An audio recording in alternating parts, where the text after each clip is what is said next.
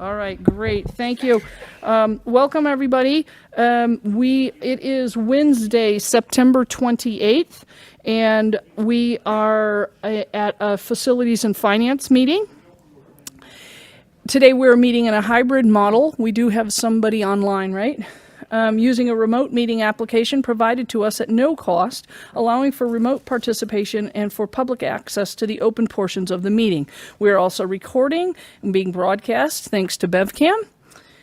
Due to system upgrades, closed captioning is now available immediately on the BevCam broadcast and will be applied to the recorded version on the YouTube channel within 24 hours. On June 16th, 2021, the governor signed Chapter 20 of the Acts of 2021, and on February 12th, and then again on July 16th, 2022, he extended provisions to, among other things, allow public bodies to continue to hold meetings remotely until March 31st, 2023. This specifically suspends the need for a quorum and the chair to be physically present, although we are this evening, and asks our body to use technical methods to allow safe public access. We encourage viewers to utilize the BevCam streaming options this evening if possible. As a side note, Beverly has prior approval for remote participation, although that permission, the chair, and the quorum does need to be physically present. Thus, when this act ends, we'll be able to continue to meet, have some members meet remotely if need be. So tonight's F&F, we have no agenda item for addressing the body, although we do have some guests. We'll do a roll call vote here. And tonight joining us are members of the school committee, as well as some members of the district administration and leadership teams. And we have one participant joining us online. Okay, so in roll call, while we do the roll call, I'll scoot my chair in so you can fit past me. I apologize, Dr. McKenzie. On the F&F committee, we have Kimberly Coelho. Here. We have Dr. McKenzie. Here. Fantastic. We have a member of the public serving with us, a former school committee president, Mr. Manzo. Here. Thank you. We have our recording secretary, Liz Curran. We have my technical assistant, Rachel A. Bell. Also present. We have from the City Council, Representative Todd Rotundo. Here. Fantastic, thank you. We have from School Administration, Director of Finance and Operations, Jean Sherburne. She'll be doing most of the speaking this evening. Here. We have Dr. Sue Chirocek, our Superintendent of Schools. Here. And seated at the back table, but with a microphone, we have Megan Sudak, who is our coordinator. I don't believe I have the correct title, but our coordinator of our new City Connects program. You have to push the little button for us to hear you. Yes, here it's City Connects Program Manager. Fantastic, and it's Bow Tie Wednesday. I love that. In the audience, we also have from our school administration, Mr. Keefe, our athletic director. And online we have Ms. Aaron Brown. Thank you. Director of HR. Yes, and online we have Miss Aaron Brown. She has a long title. This is not my strength of remembering people's titles. All right, so our first item this evening is approval of our meeting minutes from our last meeting, which seems forever ago. It was June 22nd, the end of the school year. I'm looking for a motion to approve those meeting minutes. I'll make that motion. Thank you, Ms. Coelho. Do I have a second? Thank you, Mr. Manzo. We have no voting members online, so that means we can vote in person right here. We don't have to do a roll call vote. Are there any comments or corrections on the meeting minutes? There's just one correction on the motion on the second to last page. It just says that Ms. Sherburne is a he instead of she. Okay. That's the only thing I found. So with that friendly amendment / correction, are there any other comments or corrections? All right, there's a motion on the table. All those in favor? 1, 2, 3, 4. Any opposed? That passes 4-0. Okay, our next item on our agenda, it brings me incredible joy to announce that we have an incredible donation from a few gentlemen here to speak this evening. And I will put that up on the screen. Can I share? Rachel, do I have permissions to share? Indeed. And is that the Sailing Association.doc file, Jean, that you want me to share on the screen? Okay. Yes, Hold, please. please. We'll put this up on the screen. I am not even in the meeting. Rachel, do you have this file? Or you're in the meeting? I would love for you to do that, yes. And am I reading that, Jean, to save your voice? No, I think this has come out already to the whole committee, and then we'll have, yes, please. And we'll have the gentlemen come. They're not going to read it all. They're just going to give us a little synopsis of what they're doing. We'll have them come to the podium. Okay, gentlemen, please. There you go. Green button. There you go. On. Okay. Good evening, everybody. And thank you very much for giving us a few minutes to share what we're doing. I'm glad that was distributed first because it'll cut down the remarks. But on behalf of myself and the other members, excuse me, of the Beverly Sailing Association Board, with me tonight, Dave Altman and Bill King. And not here for illness and operation are Chuck Twomley, the coach, and Jed Dickman, who had hip replacement yesterday. So, but I trust they're both watching BevCam. I hope they are. I'll find out later. We appreciate your time and consideration. We also have one team member, or maybe two. We have two team members back there from Beverly High. You see their smiles, and they're very happy about this whole thing. Stand up, both of you. Okay. Thanks for coming. Yeah, okay. Okay, we know that Beverly has a strong boating heritage given our wonderful location. That's a given. Several of us, including Dave and Bill and others, were watching a lot of the practices in the spring of 2022 because Jubilee has hosted the actual sailing for quite a while, I think since the beginning. And, we were talking and we said, wow, what a wonderful venue to learn, to practice, and to have races. And that's true. It's beautiful because the boats aren't in the water yet from the club. So you got that whole area there for 6 or 7 weeks, which you can practice 7 days a week if you want. And a couple of times, Chuck, I think, did go 6. He did a great job. And we also observed excited and eager kids, where all of a sudden the team that had gone dormant during COVID grew to 22 with a lot of recruiting by the kids. We weren't even involved then. We weren't formed then. Okay, this is after they finished their season. And they also had an excellent coach. I mean, I've known Chuck since I moved up here in '79, and he's a Beverly High graduate in '66. And he used to roll down 110s in the old days on logs when Maple Avenue was there, next to the condos. So there's a lot of connection here and a lot of history. And, we were talking, we were saying, this is a great area, but these boats are leaking like a sieve. The sails are really old. That might be okay if you don't care to be competitive. But if you want to be competitive, which I think all sports in most high schools in Beverly certainly want to be competitive, they're never going to be competitive because, number one, the crew spends most of his or her time bailing water out because there's so many leaks. And number two, we'll never be able to host home regattas with these boats because you can't invite anybody here. So there's just something wrong here. So we motivated in late May, and I think we came official, IRS approved July 1 as a 501c. So it was quick. And plenty of people were involved in that. We motivated to get organized and learn the ropes for donating, because I've been involved, and these guys have too, in 501c3s, but I've never been involved in one that had to do with just taking money in and buying product and then getting the product to whoever we're donating it to. So there's a lot to learn. It was fun. To raise money to help make a difference, with the kids to locate and purchase what was needed.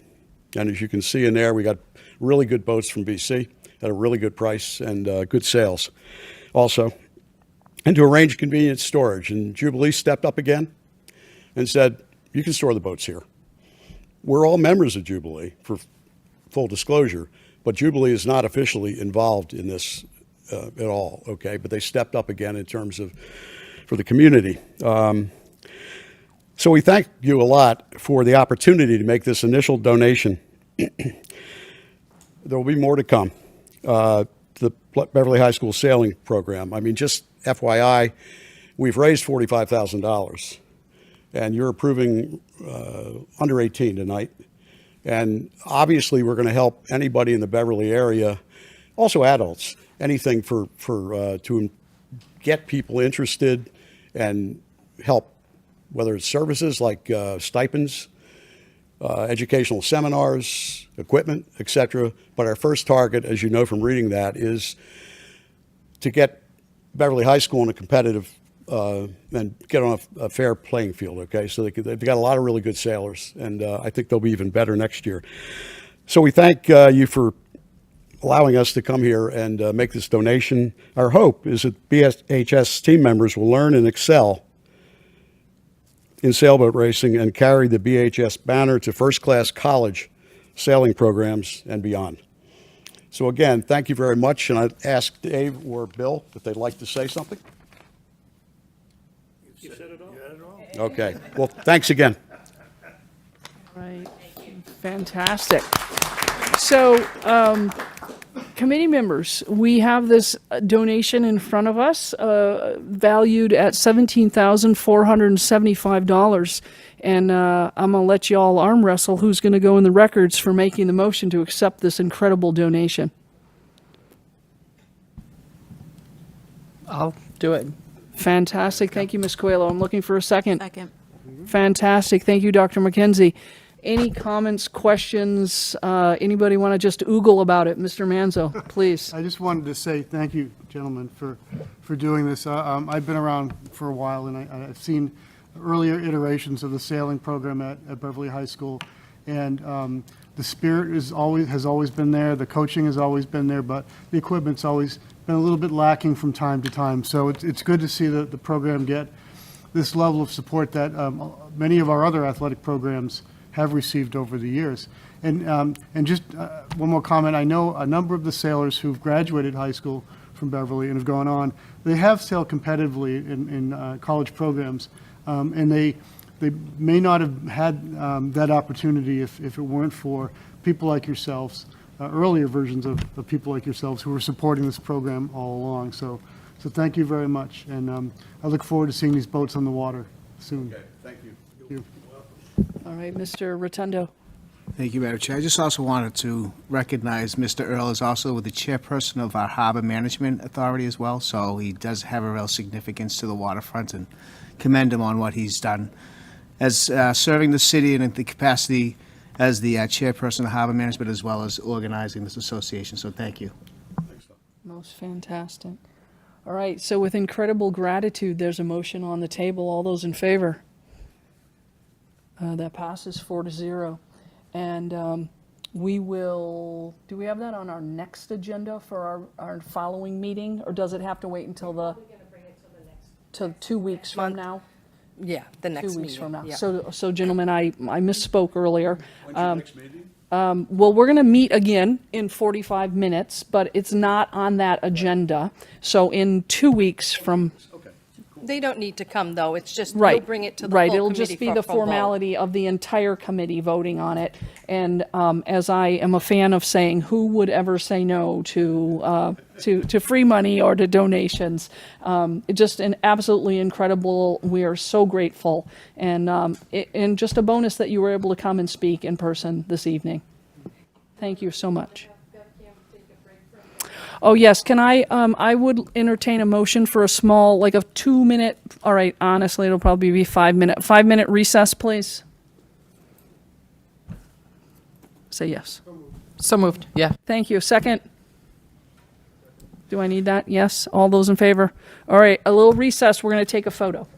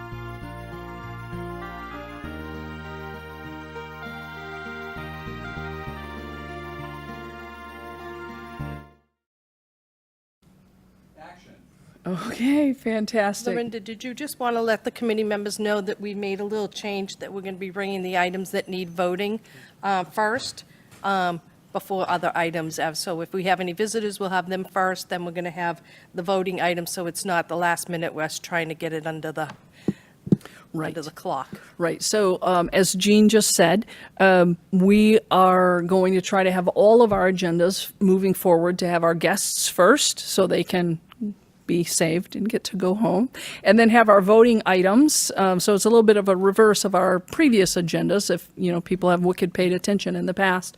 Do our voting items first so that we're not pressed for time as we stack our meetings with the meetings of the whole or the regular school committee meetings. That said, what would you like shown first? What is next on our agenda? I have the end-of-year transfers. So these are Transfers. All right, transfers I'm that gonna are to close share. out FY '22. All right, we have a whole bunch of transfers. I'm just going to share my whole messy screen, and you guys can gonna start try with to 803. I try have to them in ignore all numeric the other order. mess. I don't care about this. Can I get this off my screen? You guys don't see that. Let me try to make that a little bigger for everybody. So here's our agenda. We're going to the transfers. Jean, I have them all open across the top. I think I opened them in number. Can we go? 803? Okay.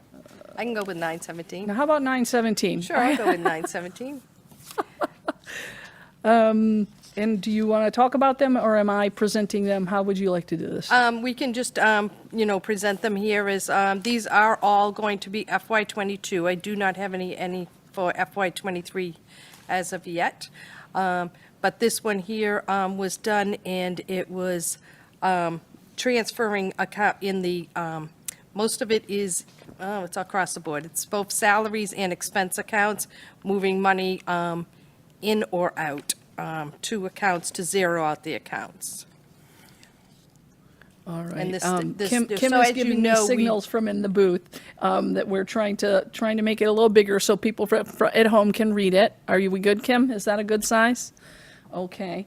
So on this one here, you can see that I moved the money into the instructional computer line and moved money from other accounts into there to cover some computer software programs. Okay. So I'm looking for a motion to accept this set of transfers. So moved. Thank you, Mr. Manzo. Do I have a second? Thank you, Dr. McKenzie. Are there any questions for Dr. Sherburne about doctor? Look, I gave you a look at that. promotion. Wow. Wow, you're between two doctors, so I think it wears off. Wears off. For Ms. Sherburne about this set of transfers. right. I just have, it's a general question. This one and another one, the money's being put into computer software. Are these for like licenses and such? Yes, Yeah. yes. So software licenses, we can purchase at the end of the year that would go into the next fiscal year. prepaying them. So kind of prepaying, yes. That's smart. Thank you. Okay, all those in favor? Any opposed? That passes 4-0. 917 is all done. How about, what number is this one? 803. 803, and I'm making it bigger, Mr. Kim from BevCam. Here I come. Okay.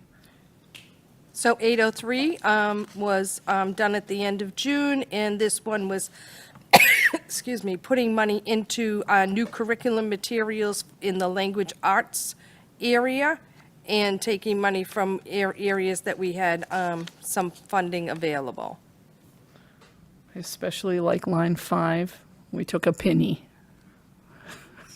We got to Yes. zero those We accounts do out. zero out the accounts, so I try to zero out the accounts when I'm in one cost center, trying to clear those first. Sometimes I can't do that, so I have a penny left. All right. So as you can see, it's a various different accounts that had funding available at the end of the year. I'm looking for a motion to accept this set of transfers. So moved. Thank you, Ms. Coelho. A second? I can second it. I'll second it. Sure. yeah. There we go. Any questions for Ms. Sherburne on these ones? All right, seeing none, all those in favor? That, number 803 passes 4-0. Our next one in my list, Ms. Sherburne, is 944. Can we go to That that one? is true for me, too. Excellent. And this one is, again, an FY '22, and this was moving money again into the computer software for some software licenses, and was coming out of, the money was coming out of teacher salary lines that we had available, and that would have been due to maybe leave of absences or retirements during the year, resignations during the year that left us funding available. All right, I'm looking for a motion to accept this set of transfers. So moved. Thank you, Mr. Manzo. Thank you, Dr. McKenzie. Any questions? All those in favor? 944 passes. Any opposed? Sorry, I'll be very official. Transfer number 944 passes 4-0. The next one on my screen, Miss Jean, and I messed up my annotations, sorry, is 1037? 1037, I'll take that one. And this one here is, again, an FY '22 end-of-year transfer, and this was putting the funding into lease purchase equipment for the Buildings and Grounds Department. And I do believe we were buying vacuums for better cleaning. And it took it from various other accounts that had some funding available. All right, any questions for Ms. Sherburne on this particular transfer? Number 1037. Yes, Dr. McKenzie? Hi there. So the first item is the vacuum purchase. Is that is the change in the budget 12,265 for just the vacuum cleaners, or is that adding to That was budget that adding, creates that? that was adding items, now that you pointed out the other operating, I believe what happened is we had zeroed out the funds, not realizing we were going to need to purchase some other operating equipment. So therefore, it didn't have an original budget, so it was putting the money in just for that specific purchase. Okay, thank you. Any other questions? Seeing none, there's a motion on the table. All those in favor of transfer 1037? Any opposed? That passes. 1037 transfer passes 4-0. Oh, so moved. I didn't have a motion. Second. Oh, thank you, Ms. Karan. Thank you, Mr. Manzo. Motion by Mr. Manzo, second by Ms. Coelho. And now let's just be official. All those in favor? For any opposed? None. That passes 4-0. Okay. Very rusty. The next transfer I have on my screen is 1141. Yes.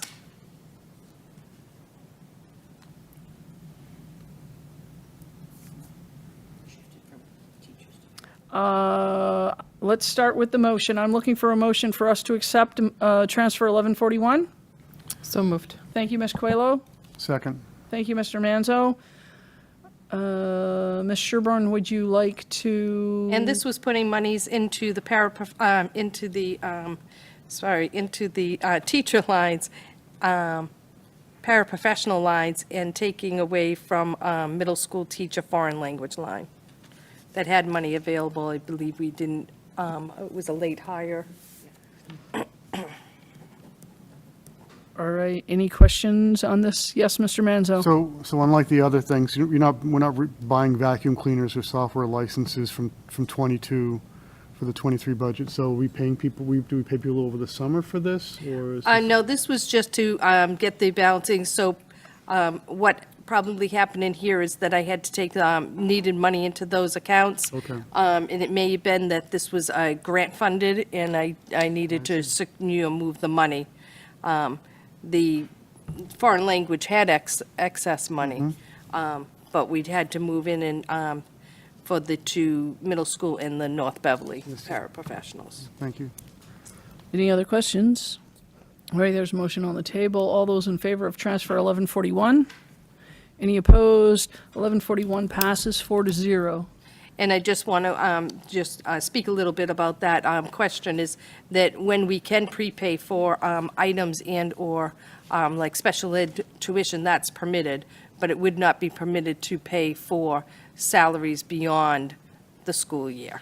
So anytime we encumber salaries, it would be that they were going to be paid out by the end of that year. So we did have some encumbrances that were for the last week of the year, because the custodians and the clerical contracts, they get paid a week behind, so the last week of the year, they're paid in FY '23, but we can use the FY '22 funds for that. But generally speaking, we cannot pay Across. any salaries. Across years. Okay. The next transfer on my screen is 1524. Yes. And this one is, again, this was done on 6/30, for 6/30, I should say, for the end of the year. And this is, I'm just going to say all over the board, as far as, this is making sure that we're zeroing out the accounts. It may be that we're going to be using, I'm going to say the biggest thing that points out to me is on line 12. You see that I put money in the English, the high school teachers' English line for $198,000. That's probably the bulk of what most of this is. And that is, by doing that, I didn't have to use the school choice revolving funds, therefore able to roll that over. Because when we built our budget for FY '23, we built more revenues than we were going to be getting in for school choice. So we wanted to make sure we had a revolving balance. So I do see that as a big ticket. And I see that I had to put money into North Beverly Grade 3. Sure. So that was a teacher that, when we had originally targeted for ESSER, but enrollments required us to move it into the appropriated. So there were 4 third-grade teachers, and we had 2 on ESSER and 2 in the classroom. So we moved one back from the ESSER back in to cover it. Thank you. Sometimes I can't remember why I did something, but knew I had to do it. And then I do see that on line 39, there was a deduction there of $120,000, and that's because we had money available in that account because we had some resignations and we weren't able to fulfill them, but we did still provide the services, but it would have come from another account in special education. So this is to, again, clear out accounts. So at the end of the year, all of our accounts have a zero balance. Okay, I'm going back up to the top. All right, there's a motion on the table. No, we didn't do that yet. May I have a motion to accept transfer number 1524? So moved. Thank you, Mr. Manzo. A second. Second. Thank you, Dr. McKenzie. Any additional questions? Yes, Mr. Manzo? Just real quick, just so I'm not confused, as I usually am. When you say the funds were for school choice, was it school choice or was it the SEVIS funds? School choice. School choice, okay. Yep, so school choice, we receive funds in from the Department of Ed Yep. for students that come into our district through school choice. And for the ease of my end-of-year report, I picked just the high school science and high school English teachers so that I don't have to separate out all those funds. Not that that's why we got the funds in, because you obviously got the funds in because you put so many in each grade, which I think is like 15. So instead of going and saying, okay, Ayers had this many, they get this much money, I picked just those. Actually, I didn't pick it. They've been doing that since before I came. Thank you. All right, any other questions? All right, there's a motion on the table. All those in favor of transfer 1524? Any opposed? That passes. 1524 passes 4-0. Okay, jumping back to our agenda, grants and gifts to schools. So I would like the gifts to schools. That's what you have up It's there. up there. I'll take that. So the gifts to schools, this would be gifts that we received in July and August over the summer.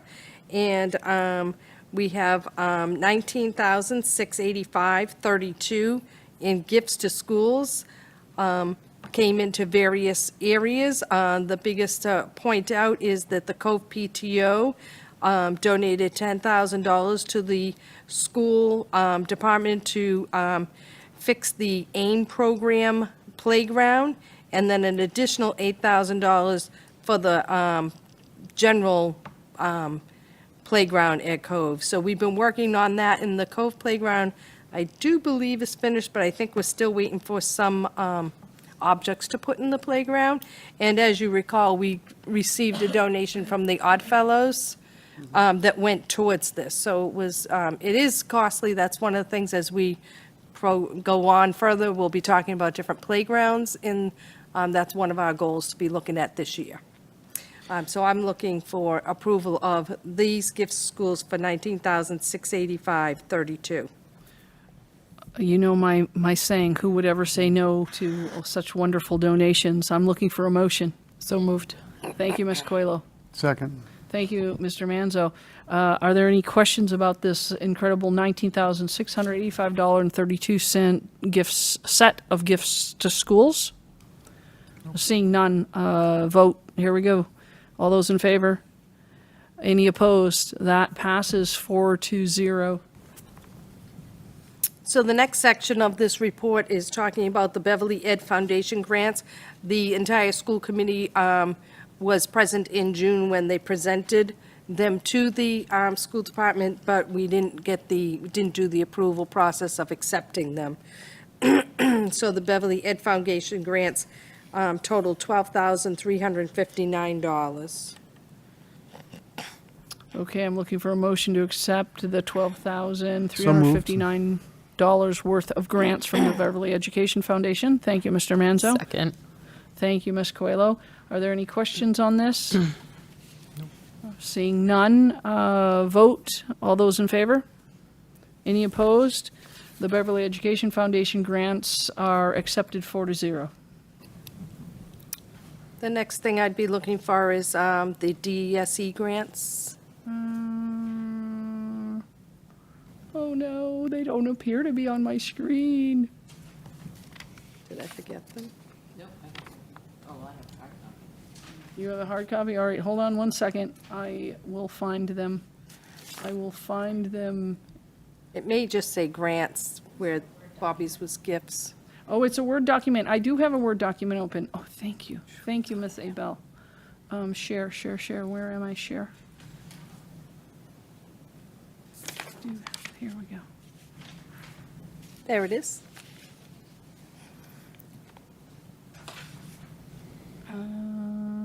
Mr. Kim, that might be as big a font as we get in the Word document. Okay, sorry about that.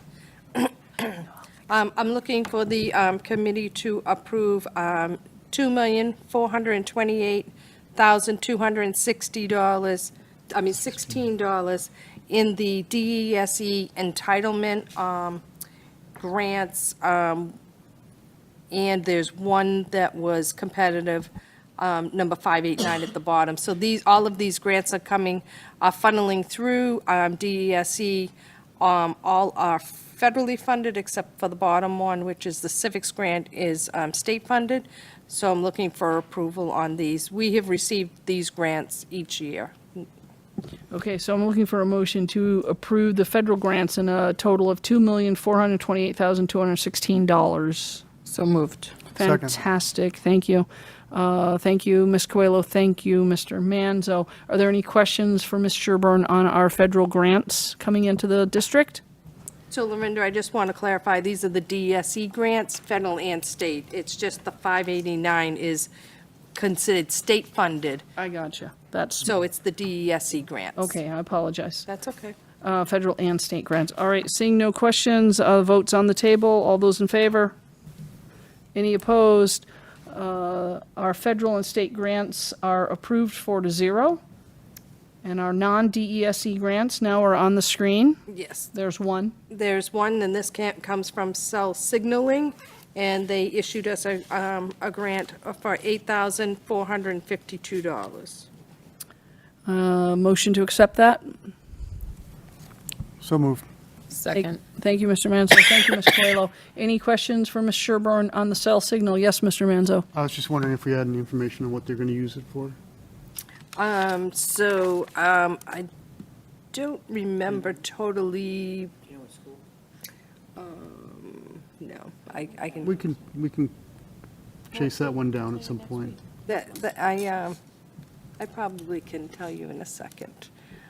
Jennifer Thomas, the high school science department has been awarded a grant for cell signaling, and they sent us a check, and the grant is for, it offers a wide variety of science courses, and it is going to be purchasing marine biology. This requires an intelligent MacBook.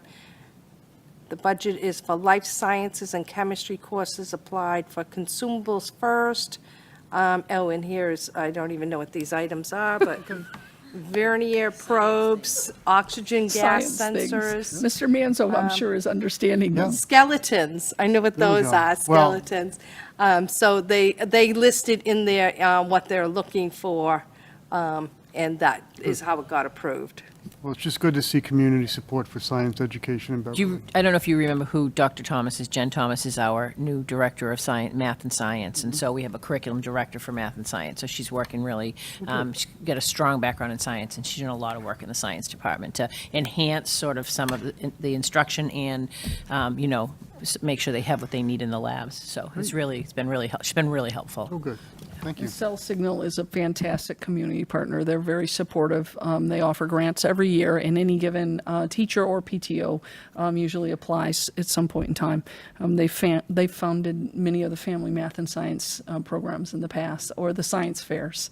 And then they come Yes. in, you've been to plenty of science fair where you've been a judge, and there's Cell Signal employees as judges. It's really it's a very cool thing.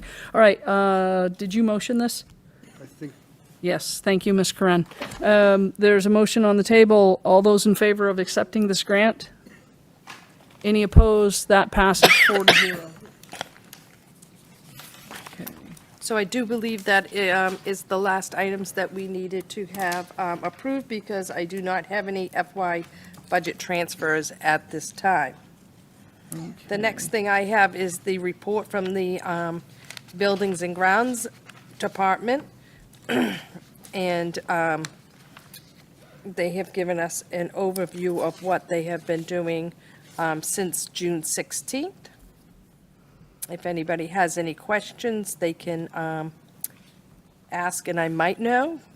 And if not, we can find out from Mr. Shiroli what they have. And I'll But pretty much, the one thing that I thought was kind of exciting is that we did get the water, bottle filling water bubblers installed in all of the elementary schools. So the high school and the middle school were built with them, but the other schools did not, and we've shut the fountains off because of COVID, for obvious reasons. And so this is one thing that Dr. Shirochek and I spoke to the Buildings and Grounds about and said, can we get something in? So we've received 2 in each school, and at McEwen, we have 1 on each floor. So that's an exciting thing. And then, of course, the HVAC filters, them making sure that those are, changed and updated is our top priority, to make sure that we have clean air. Right, and I will use this opportunity to remind our committee members that we're hoping, our goal this year is to distribute the B&G report on Fridays with the rest of the packet, so that you have the weekend to look over most, if not all, the items in the packet. And then if you have a question, ideally, you could submit it before tonight, before the Wednesday night meeting, and then we could actually talk about your question here and have an answer. See FaceTime. So That's what we're hoping to do this year, again, with our stacked meetings to help our meetings go a little more quickly. Yes, and then if people do see any questions, they can ask us, if they can ask. We Right, can, early might in the be able to week, get maybe the. on Monday, we could actually Might talk be about able it and have the answer here on Wednesday night. That would be fantastic.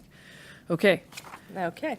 The next thing I have on me is my update, your update, I have that too. Hold, please. which I just sent late, sorry about that. That's okay. Here we go. What I'm going to be talking about is the FTE count for FY '23, donations to the Beverly Public Schools that didn't make the gifts to schools. I just want to highlight a donation that we received. And then I have some facilities discussions that we're going to have in FY '23, and then I have the revenue and the expense report. First thing I wanted to talk about is the FTE update. So generally speaking, at this time of year, we're coming to the committee to approve additional FTEs that had to happen over the summer. But Dr. Shorchuk and I looked at the FTEs, the staffing pattern, and looked at some positions, and we found that there was 6 unfilled ESSER positions that we thought we were going to need last year, and that would continue to need. But we, as you know, when we're filling with our ESSER, we have the plan that ESSER money is going to end. So we're going to, some positions we need this year, we might not need in subsequent years. So we looked at that, and we had 6 positions that we didn't fill last year and that we didn't feel that we would need. However, if we do find that we need later in the year, we would come for a vote of an additional position. But we had 6 positions. However, what we did have that we needed to add over the summer is that we had 1 grade 2 teacher at Ayers.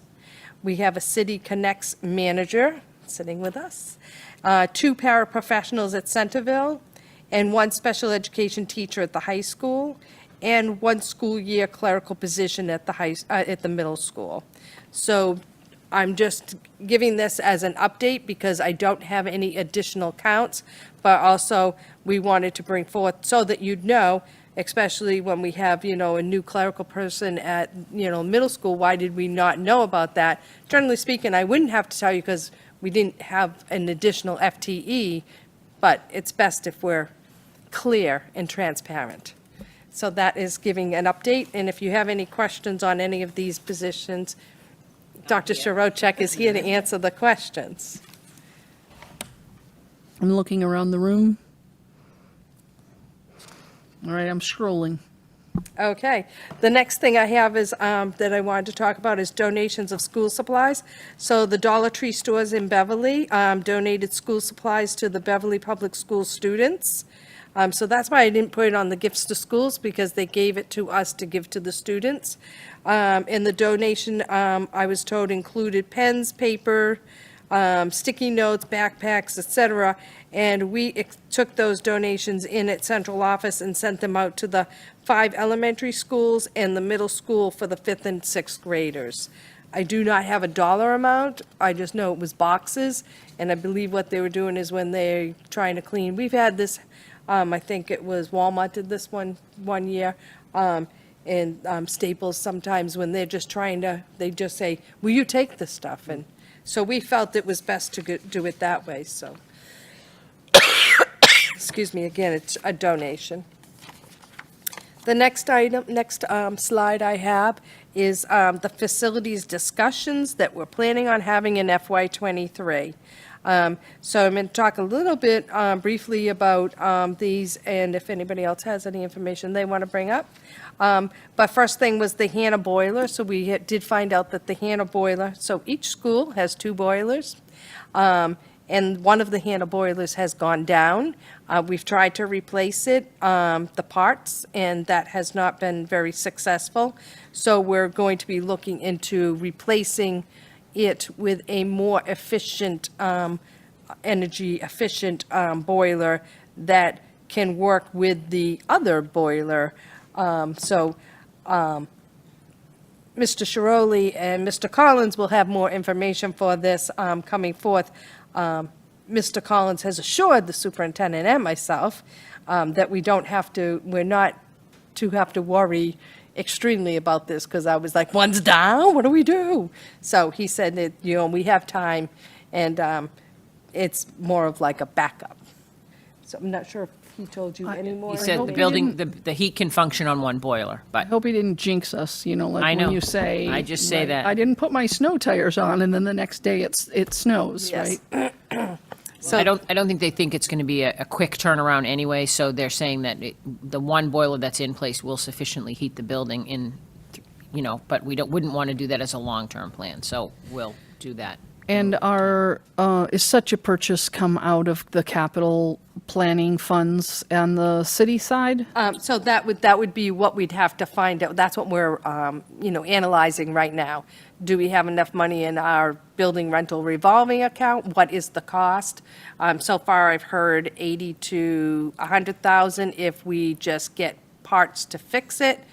More of 150 to 200,000 to replace just that one.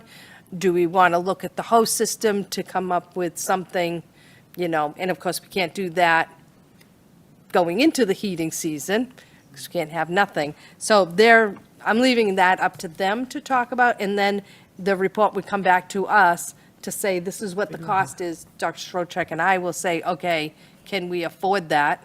And if we can't, then we'd go to Mr. Collins and the mayor to see what funds there is there, because I don't know if the city has a specific fund just for that. And do we expect that their report would have in it like a return on investment in terms of the more efficient, newer units would be more efficient, and therefore, or I could know we that ask they for are, that? they specifically said high efficiency, a high efficient boiler, so I know that, I don't think we're buying any equipment that doesn't Isn't, sort of, right. isn't Right, at but I mean, that in level. terms of you say, all right, for 100,000, I could fix what I have now, but I'm going to make up these numbers. Yeah. 150, I can buy something new. Right. So for the difference of 50,000, if I was going to save 10,000 a month in, Right. Yeah. cost of running the thing, my return on investment, it pays for itself in less than one winter. And I say, giddy Yeah. up, let's go Right. new, right? So that, I'm sure all that information will all be included, but. That's exactly Yeah. my question, was I I was do hoping we believe would. they're at the point right now that they want to buy a new one. But the question was, do we buy just one, or do we get something even better? Okay, Mr. Manzo, I saw your hand. Yeah, so a number of these elementary schools were renovated just about 20-something years ago.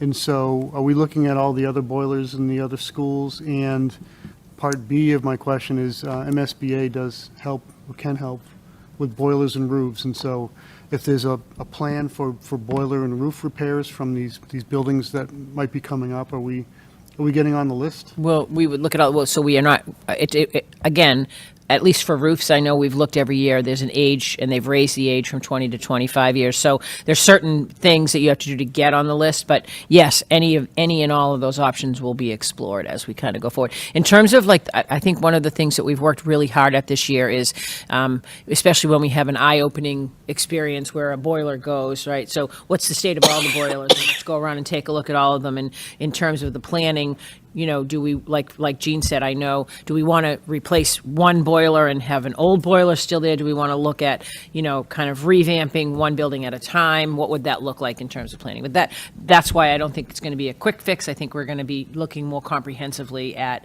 what we would do and how we would do it to make sure that we're systematic about what we're doing. So I do know that when I was the principal at Ayers, we had to get a boiler replaced too. So it's a pretty big project, and so. And some of them have been done over the last 20 years. Yep.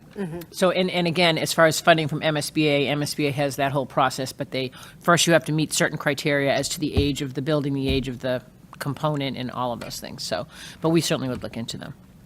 And I will say, Mr. Manzo, recently, probably last year during the budget, and maybe Mr. Rotundo can shake his head and confirm, I was sitting in a city council meeting where the capital expenditure plan was shown, and there were, somewhere on the list was school roofs. Roofs? It's a tough word for me. The roofs of the schools are on the capital expenditure long-term plan for the city because they will need to be replaced at some point in time. So it's kind of, right, we don't have that line item in our budget. That funding is on the city side, as you know, but it's good to know that we're on their radar screen. We, the schools, are on their radar screen. So. Correct. I mean, obviously, Mr. Collins, collaboratively working with the school, has a plan in place for all the roofs to be serviced at some point. So I know it is on foresight and as well as going forward. The boiler systems, I know the upgrade of the energy efficiency and stuff like that. So that is all, and it is a routine thing that he shares with us. The one thing I did want to add is that when Mr. Shiroli did come on board as our Director of Facilities, we have him looking at all areas of the schools, whether it's painting and/or, safety issues. And he's already reported to us on the conditions of the playgrounds, which is a little bit further down, but that is one thing that we're doing. And with the MSBA, it is you have to get on that list. But like for an immediate boiler repairs, you can't get that money right away. You had to have been on a list. The next item I have is lights stands at BHS. That was asked. There's been some questions about that, so we wanted to bring forth that we're going to have discussions. We really have nothing to say, but that's one of the facility discussions we're going to be talking about. Lights and stands at BHS for night games. Yeah, I think I received some inquiries myself about the stands at the soccer lacrosse field, field hockey field. I think we did some research on it, and that we did have some small portable stands. They're not big, they're not sturdy, but they're certainly for some of the games that we have. And so I made sure that it appeared that they went away before the pandemic, and then no one brought them back out again. So There was at least one out today while Yep, we had- Beverly yep. in soccer was playing against Peabody. Yep. Ooh. Tie game. Okay. So that was right. So we do have stands available, and I'm working on making sure they have them out to sit. But they're not going to hold large crowds, but they have some that they're putting out for now, for temporary. And again, the question came up because if you remember last year we did the Friday Night Lights, and we long process of rented lights, ended up getting some donated because they were hard to get. Lots of conversation and discussion about it. I know that the community appreciated an evening event at the high school on the campus. It's something that's good. The kids love it. It's a much larger conversation, community conversation, and again, there's also the field, the way the fields are managed. So one's a city field, and then there's school property that surrounds the city field. So there is a lot of issues, but we all believe that having a discussion is worthy at this point in time. So just kind of bringing the stakeholders together to start that conversation. Fantastic. The next thing I have is the playground. So the Cove Playground is pretty much completed, and we're going to be, as Mr. Shiroli said in his report, we're going to be going out to bid for the Ayers Kindergarten Playground, and then we're going to be looking at all playgrounds to see what it is, what can we afford to fix, and what do we need to put on a capital.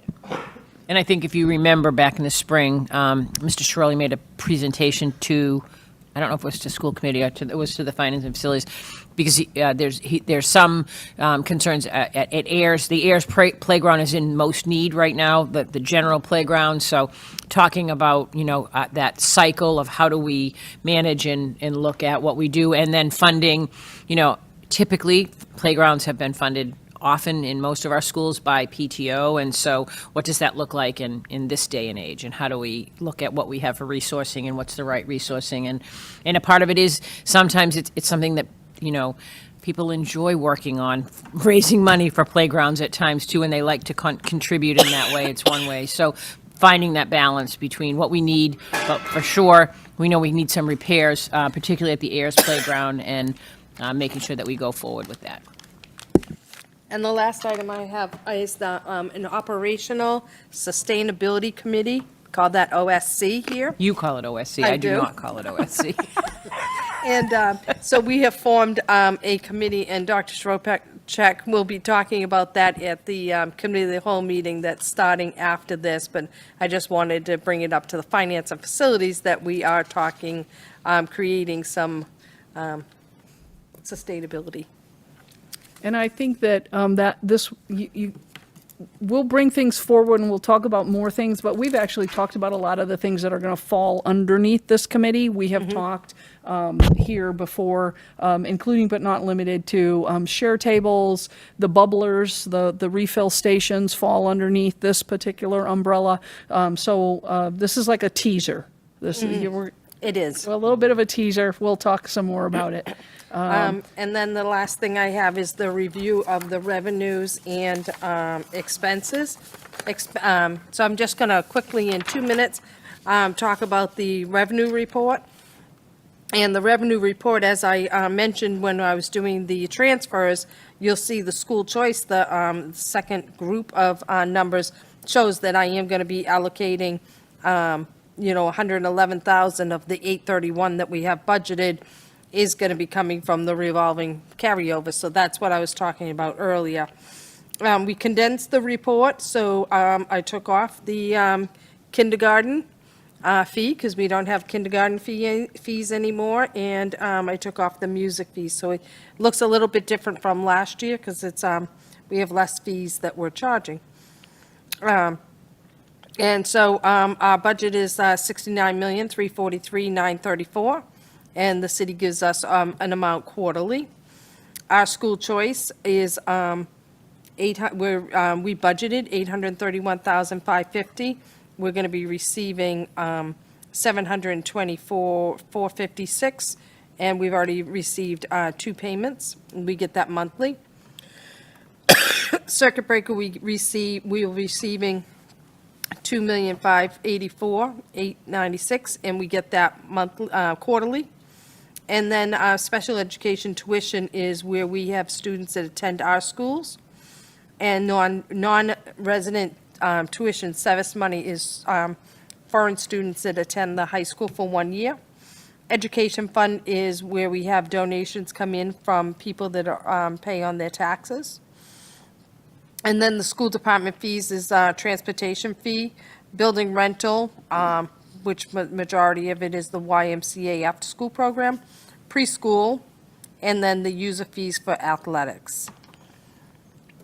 So we're saying our budget is $69,343,000.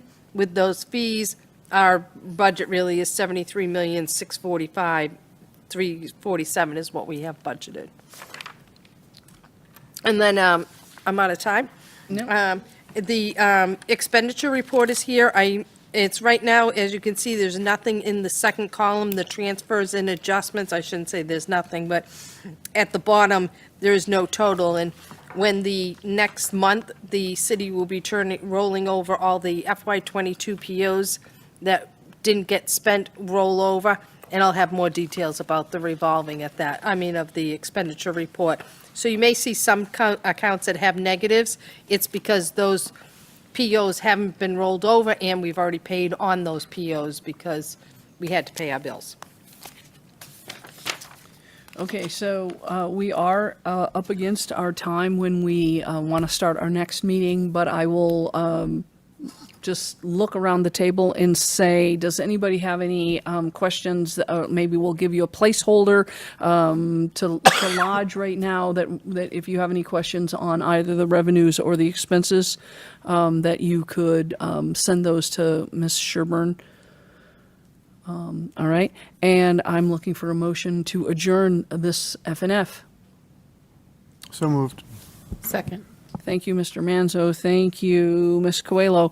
Non-debatable. All those in favor? Thank you. Any opposed? That passes 4-0. Thank you, everybody. Have a good night. I'm going to go.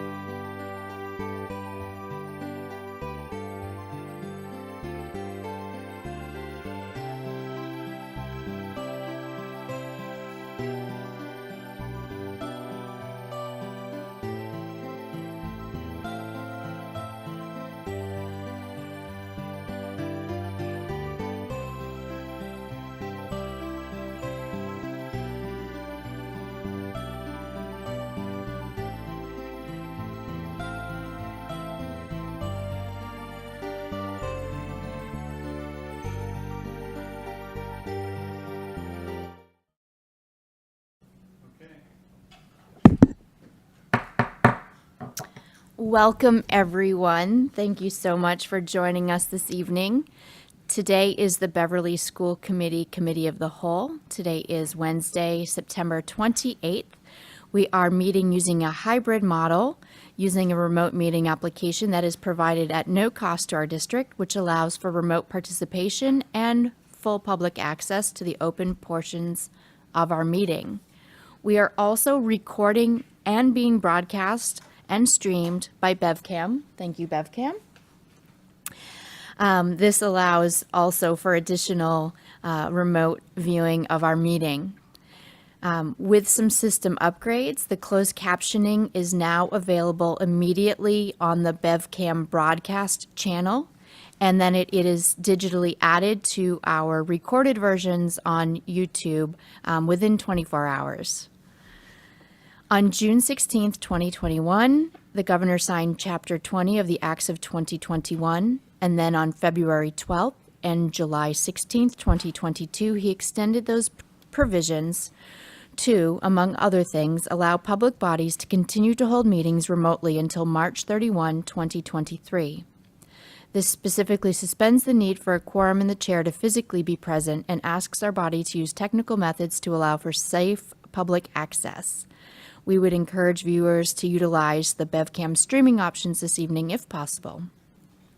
As a note, Beverly has prior approval for remote participation in our elected bodies, and that permission does have the one caveat that the chair and quorum do physically need to be present. So after this extension expires on March 31st, 2023, we will have the option for some members to continue to participate in a hybrid fashion. Tonight is a committee of the whole meeting. This means we do not have an agenda item for addressing the body at this meeting. Our next regularly scheduled meeting where residents could address the body is going to be October 12th, 2022 at 7:30 p.m. Joining us today, members of the school committee, members of our district administration and leadership teams, and we have some additional guests. Sometimes the meeting application does not do a full roll call, so I will call everyone just to confirm who is participating in person and online. So let's do that roll call right now. I'm just going to admit a participant.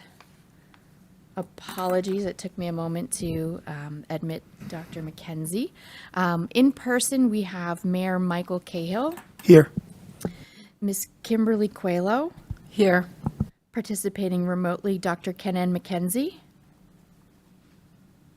Here. Great. Ms. Karen Robinson. Dr. Jeffrey Silva. Here. Ms. Lorinda Visnick. Here. And I am Rachel Abel. We are also joined in person by Dr. Sue Chorocek. Here. We are joined remotely by Dr. Dorothy Flaherty. Here. Okay. We have Director of Finance and Operations, Ms. Jean Sherburne. Here. We have I wrote down, it's the coordinator for City Connects. I didn't, Megan Sudak. Here. Okay. And our Director of Pupil, yes, all the services, Bethany Spolansky. Here. I really need to make myself a crib sheet here. Okay. And then we have our citizen representative also present, Paul Manzo from our Finance and Facility Committee. And then also joining us online, we have the Director of HR and the rest of her title, Ms. Erin Brown. Here. And we're also joined by Principal Amy Blanchard. And she's on mute. And then we also have one of our wonderful paraprofessionals, Paul Drake, listening in at home. Nice to see you. Hi. Okay, I think that covers the roll. With that, our first order of business is the Pledge of Allegiance. And may I ask Dr. Chorocek to lead us today?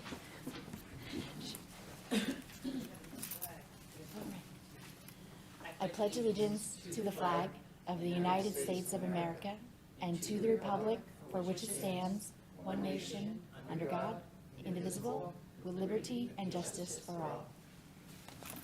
And I was remiss, we also have our recording secretary, Liz Curran, here. Thank you. Okay, we have the approval of our meeting records from our initial meeting on August 24th, 2022. Motion to accept? Thank you, Ms. Visnick. Is there a second? Second. Thank you, Dr. Silva. Were there any corrections, edits? Not seeing any hands or concerns, so we do need to do a roll call vote. I'll do it alphabetically with myself last. Mayor Cahill? Yes. Ms. Coelho? Yes. Dr. McKenzie? Yes. Ms. Robinson? Yes. Dr. Silva? Yes. Ms. Visnick? Yes. Ms. Abel? Yes, 7-0. Thank you so much. And with that, I'll turn the meeting to the superintendent, please.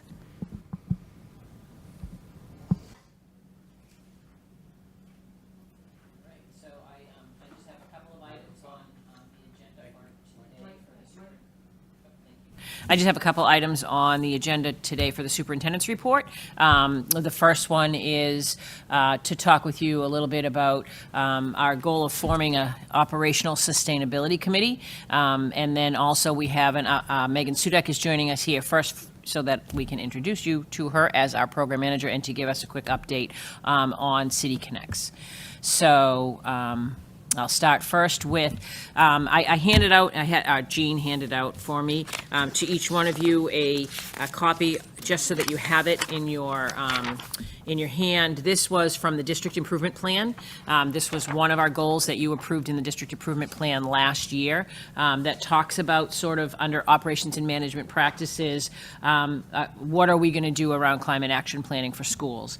And so I have just wanted to kind of give you an update where we are and what we're doing. The first action item was to create a climate action committee of our operational folks to conduct a review of our operations and identify areas that we might want to learn more about, find out more about.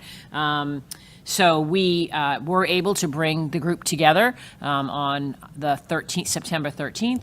We had a meeting where we were identifying and discussing and looking at, where do we go with this? What impact will this have, and how can we make an impact this year on some of our own practices that will, work in the betterment of sustainability? So one of the items that we had on it was to create an operational sustainability committee. That would be a broader district committee. And so we came together, but the goals overall, the overarching goals were kind of threefold, we believed. First, reducing the district's environmental impact. That's key, right? That's a key driver of what we want to do. But we also really identified the need that we need to be promoting awareness of environmental and sustainability issues among the community, as well as encouraging the consideration of individual and collective decision-making. And that's really looking more deeply at not just the actual tasks that we do, but the education that we bring, the curriculum work that's embedded into our classrooms, exposure of our students, and then partnering with the community to be able to really become as efficient as possible and to make everyone as aware as possible the urgent needs that we all, I think, recognize in terms of sustainability. So, as I said, we met on the 13th. Our agenda items included having a discussion around the composition of this committee. What would this operational sustainability committee look like? What membership should we have? How do we broaden it out so that we're working with other people in the community? We talked a lot about a needs assessment, so to speak. So how do we best collect our information around the current status that we have in our own operational areas? In particular, we wanted to examine our transportation, our food service, our custodial, and our curriculum. And so we kind of targeted those 4 areas as the areas that we wanted to investigate deeper. What are we doing? Because I think there are actually a lot of things we do that maybe people aren't aware of, and that also will bring us to some areas of need. What do we need to do better at, and what would it take for us to get there? We talked a lot about the need for communication. One of the big pieces that we believe is important is not only, kind of setting ourselves up to be making an impact, but also communications to let other people know how easy it would be for them to do this as well. And that whole idea also about educating our students, because they are our future and they are the ones that are going to be responsible for this earth after we're long gone. So we talked a little bit about our website, maybe creating a website, maybe having a social media presence, but somehow making sure that we're communicating out some of the things. And then we sort of wanted to know, we sort of brainstormed what some of our ideas about next steps would be. In terms of the district committee membership, this is what we've come up with right now in terms of operational sustainability committee. We sort of anticipate this meeting maybe 3 times or 4 times throughout the year. This is more like a broader general outreach into the community as to what we would do. But in terms of people that were within our own operations department, Jean, Bob, John, Dana, and Christina will be key, because obviously they are the department heads of those areas that we talked about needing to look at. In terms of administration, and I list Betty and Lisa, but it could be that it's an assistant principal from, representative of the high school, representative of the middle school, and actually Julie Smith is the representative for the elementary level. Jody Elder is our nurse leader, and Kate Twombly, and Kate is actually our representative on the Salem-Beverly committee that is, that environment, I don't know the name of it, I'm sorry, I should know it, but. It was the steering committee during the climate action During- planning process. Correct, for the client. So Kate was all there, so that sort of broadened the reach on for that. And Jen Thomas, as I mentioned in our finance and facilities meeting, is our director of math and science, and she is extremely excited about, all of the work that we can do. And her work is really digging into the curriculum and looking at the standards and where do the standards, where do they exist right now. When we do a quick look, we realize that at some grade levels along the way, the next gen standards for science actually have a lot of things built into it. So how can we take advantage and leverage those opportunities to create project-based learning opportunities and experiences that we share out to the broader audience, as well as the extracurricular opportunities that we have with an environmental science club or some of those other options that we have. We would like to see 2 students on it. I believe that Jen is working with Mrs. Taylor to identify 2 students that would be representative on this.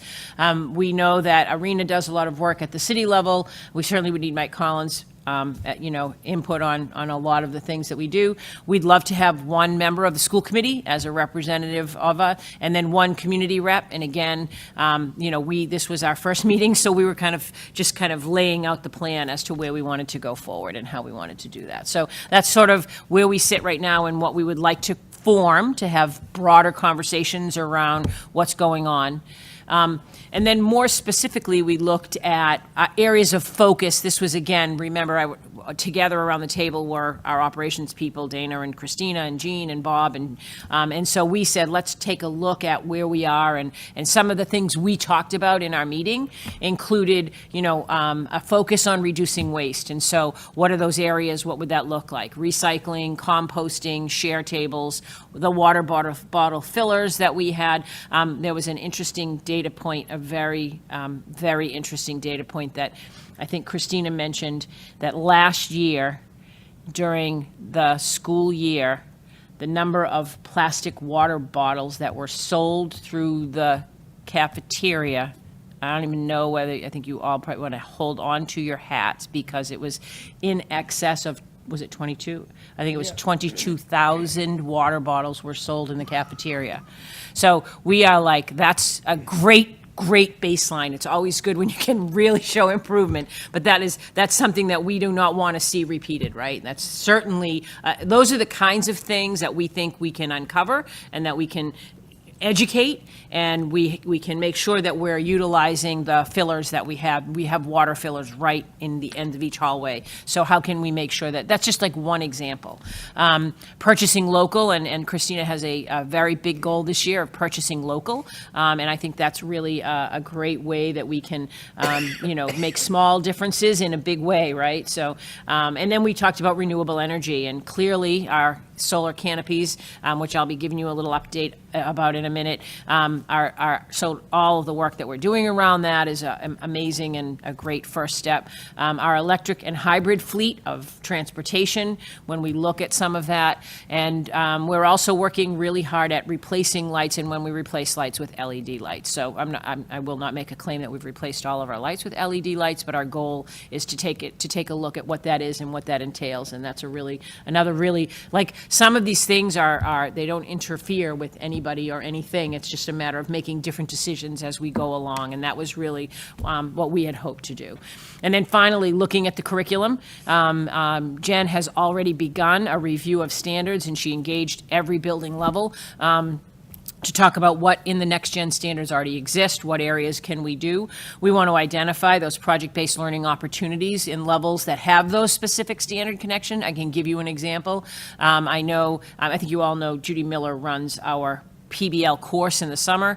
I know that at Air School, the grade 4 has specific standards around renewable energy, and they have already worked on a plan to do project-based, a whole project-based unit on renewable energy. So that's the type of thing we want to look for.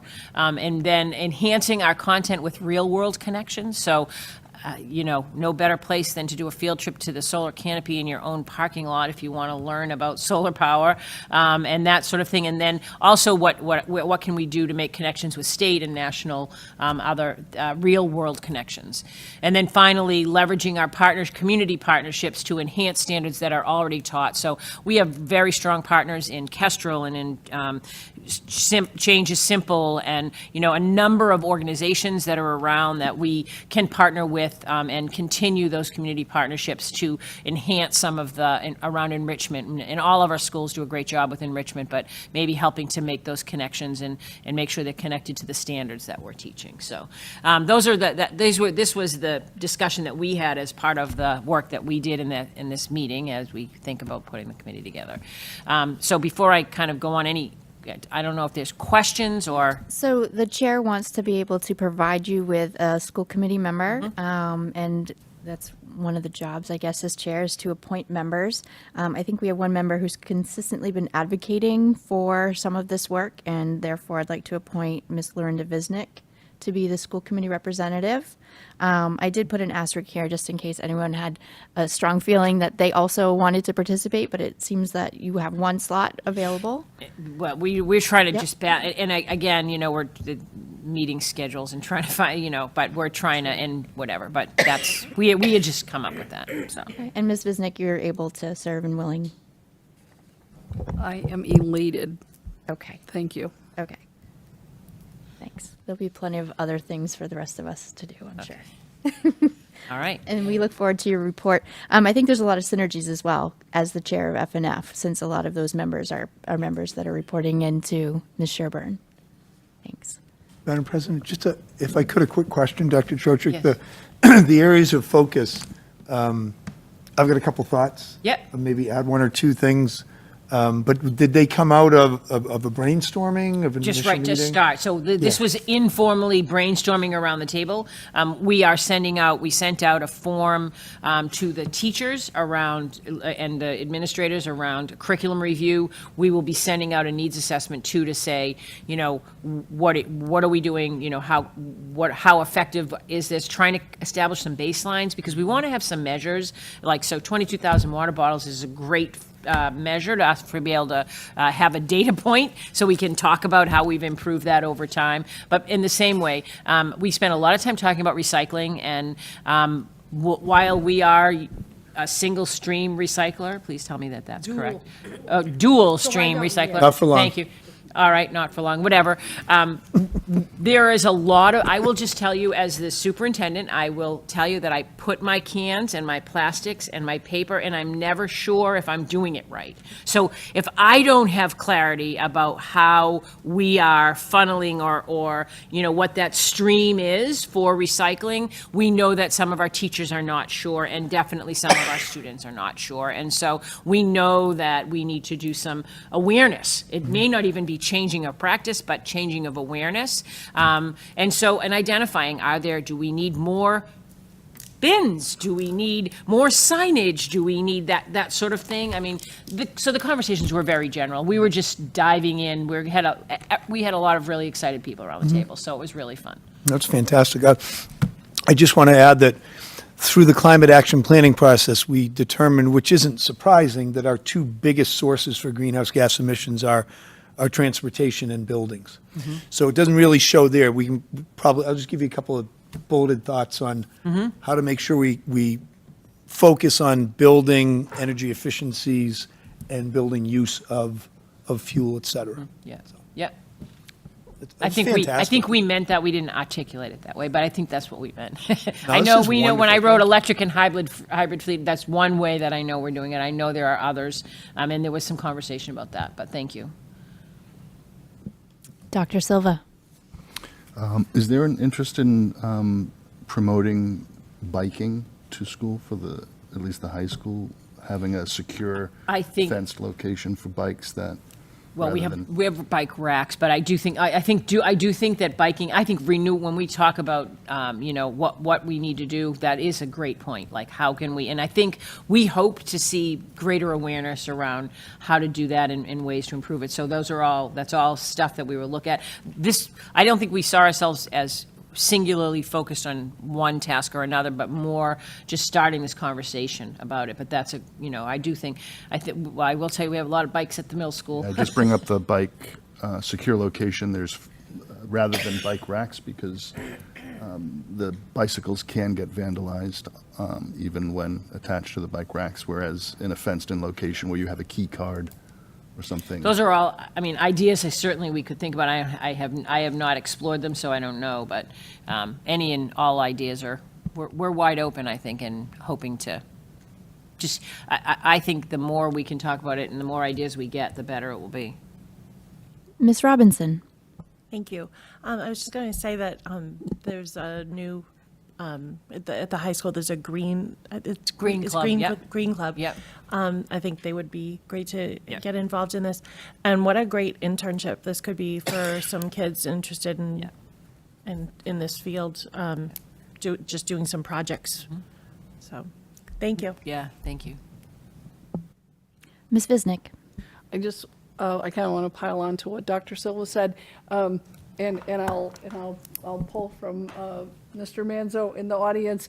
There was a time when we had a handbook at our elementaries that actually discouraged biking to schools.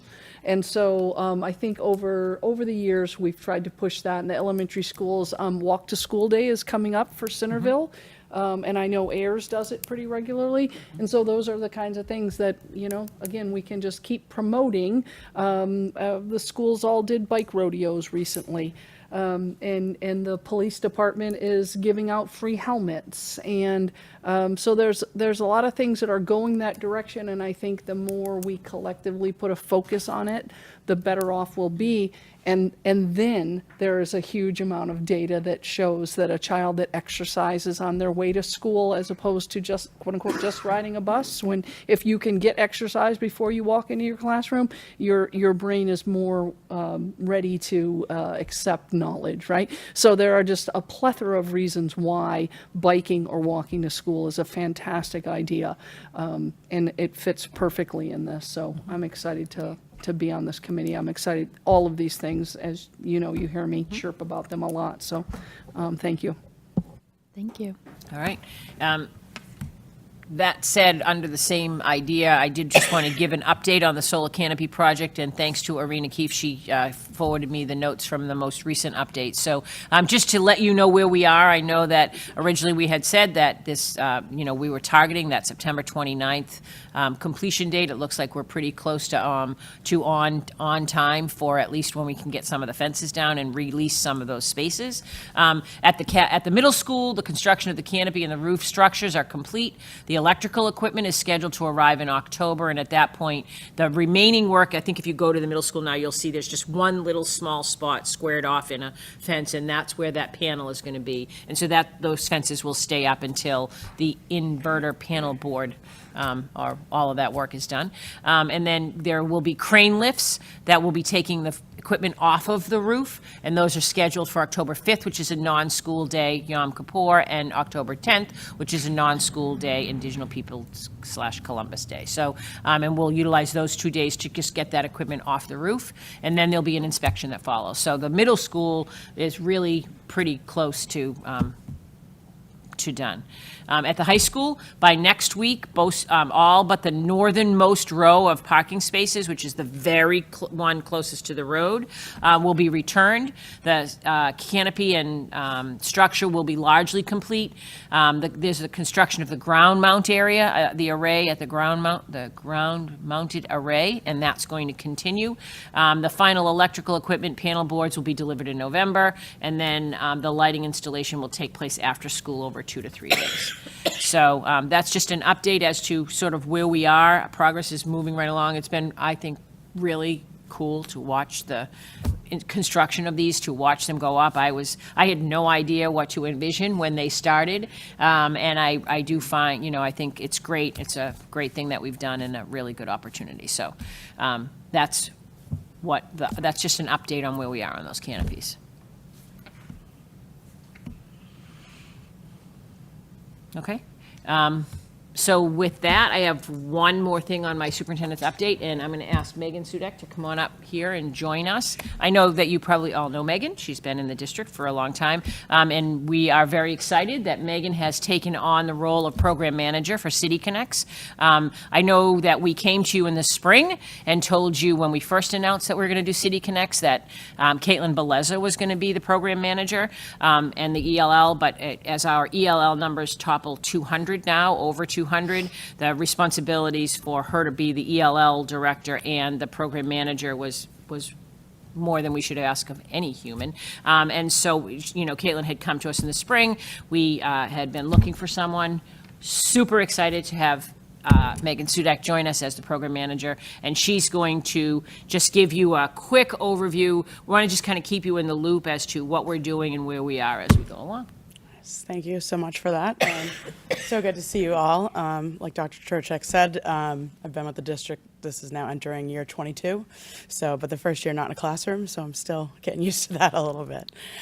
So just to give you a little bit about City Connects and what we've been doing, I attended the program manager induction, which is run through Boston College.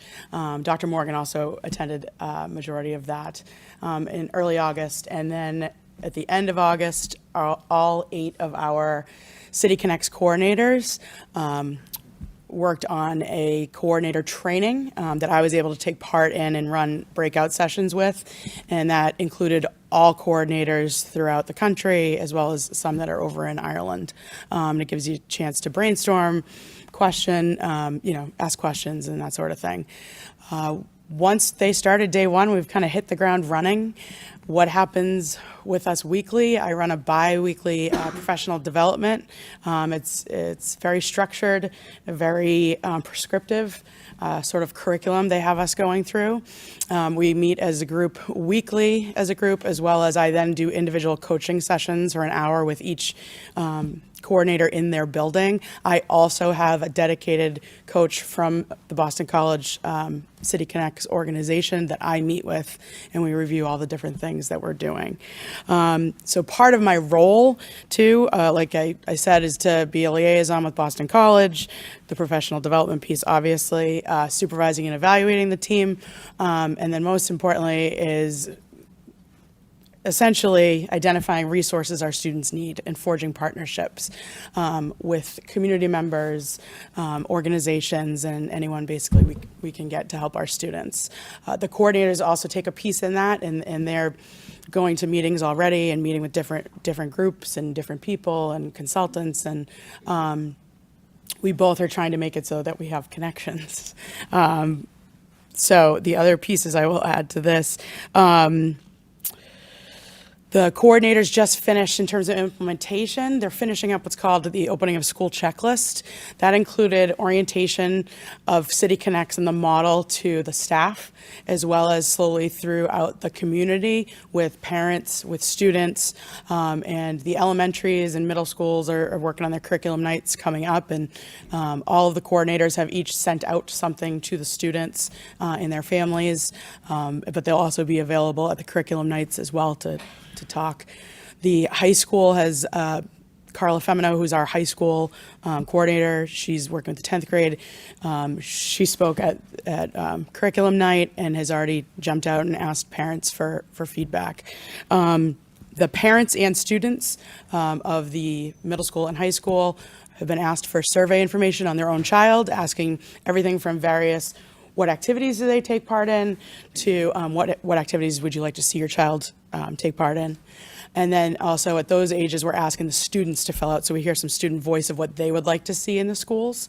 As the year goes on, we're going to slowly introduce that thought to the elementary students.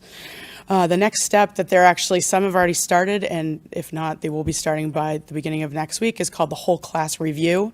It's called the WCR, and that is where the coordinator sits with the teachers and they go over every single student individually and they discuss the strengths or needs or needs of the students in 4 areas. It is academics, social, emotional, any medical, and then family.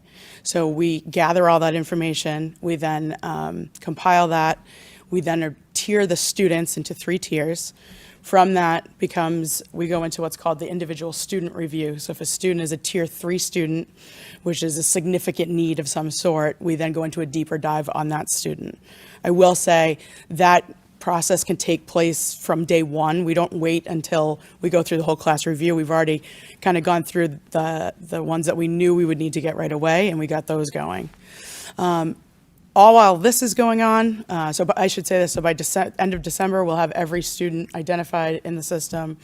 Then we do the individual student reviews, all at the same time, establishing partnerships. And then after that, we go into re-tiering the students. So we try to reach out, we suggest a number of different partnerships with people, we refer them to different service providers, and it can be anything from someone's really interested in piano lessons, it could be someone really needs counseling services, it could be we think someone needs to go to the dental clinic. It's a whole plethora of options. It's any of those 4 areas that I said. And then in the spring, we will go back and revisit and then see if there's some re-tiering that can be done to students so that now that we see what services they need, could we drop them down to tier 2, knowing the supports they are receiving.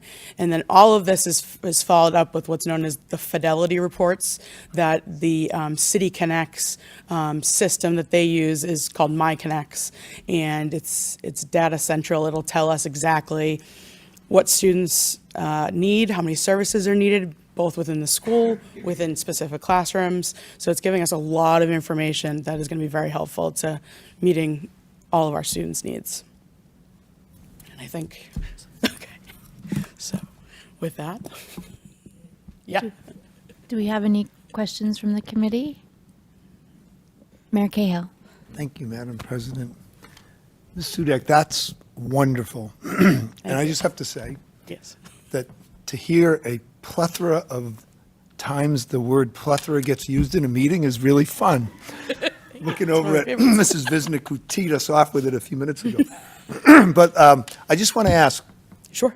I think I understand that under the professional development, that's where you are working with the building coordinators. Yes. So, Go ahead. oh, sorry. So, for example, last week we just went over how to tailor and tier students. So, our professional development's about a month ahead of what they're doing. So, I'm going through. They do a little of their own asynchronous work, if you will, and then we meet and we have a professional learning community where we discuss case studies. We actually go through and go through the practice of here's a student situation, how would you tier them, and we kind of calibrate so all the coordinators are kind of seeing the same angle that they would at students. And the goal is that too at the weekly group meetings we'll at least talk about almost a problem of practice or student, so we can all just make sure we're on the same page. Okay. Well, that's wonderful. Can I also ask then, I heard that the coordinators started with the opening of school checklist, and that's reaching out to the rest of the professional staff in the buildings. What does that look like beyond the opening of school? How do the classroom teachers and adjustment counselors and others get really connected into and understanding the program and to work with you and the building level coordinators? Absolutely. So that is actually essentially the whole checklist piece is each coordinator meets with the principal, but also the entire staff. They all presented the model so that everyone in the building knows what it is. And then what happens is they set a schedule. So for example, in the elementary level, they suggest we start with the oldest group first. So we're starting with the fourth graders. So our coordinators have essentially set up appointments with each teacher, and they're going through, and prior to these appointments, the coordinator is checking in with the school nurse, is checking in with the adjustment counselor, is checking in with any of those resources. And we're essentially taking notes and bringing intake of all that information so that when the teacher and the coordinator meet, it's roughly 3 to 5 minutes on each student, so we can really get the core things they're seeing.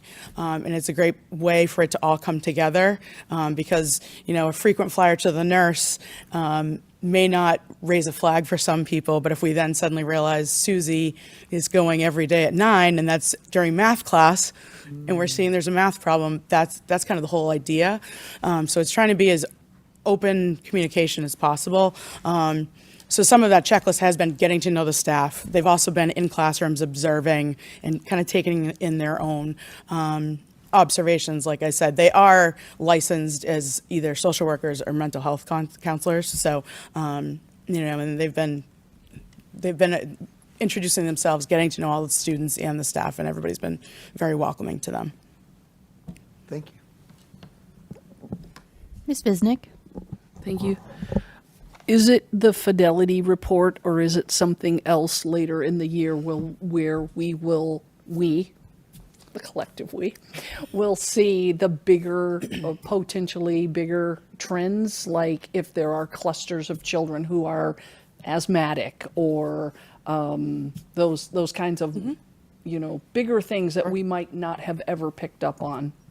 Absolutely. So I can say that, so as of right now, I can log in and I can tell you immediately how many students we've already referred to a service. And when I say referred, for example, we've already targeted and labeled any child that's in the YMCA after school program, any child that's in with BCLC, with Taekwondo, and then as they're going and doing as we're getting information from parents, from students, they go in and tag and we refer them as services. So we will know immediately, essentially, at AIRS, we suddenly have a plethora of, girls who are really interested in some self-confidence things, or, it could be a knitting club, it could be anything. But that, we can see that immediately. We've already been able to see, I can see immediately how many of my coordinators what percentage they are of how many students they've entered, what students missing, who's been tiered. I can see that also. I think the actual reporting, the first set of reports really comes out in January is the first kind of formal ones. But certain things, indicators, we can pick up even quicker than we would from just a formal report.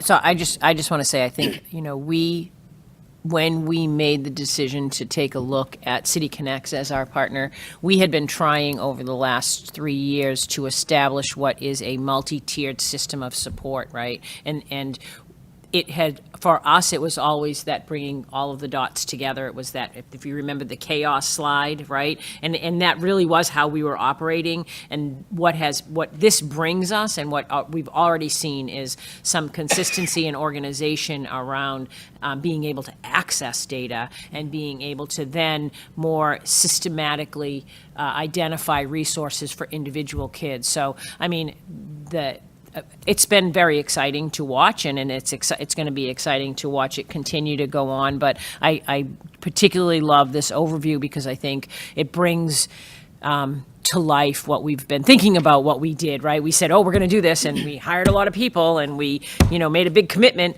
And so this kind of brings right to the focus as to how it's going to operate in the schools. And I'm not even sure we could have given you this comprehensive of an overview 6 weeks ago until it started happening, right? But I think one of the things I'm most excited about is that I really truly believe that because of the way that we're managing this partnership, we're getting so much out of so much more than we even knew out of what's going to happen. So you have done a phenomenal job. We really appreciate the work you're doing, and our coordinators in the building, and everybody is embracing it. So it's been a very positive experience for us so far. And I'll also just add one more thing. Salem also has been doing it for about 5 years, and I was able to connect with their program manager, and actually our 2 middle school coordinators went over to the Collins Middle School so they could see it in action, and also just get some basic ideas of other things that we can be doing in the interim while we're in the midst of doing whole class reviews and all that sort of thing. So it's also us building a great network just within the North Shore, and they've shared their resources with us as well, so that's been a huge plus.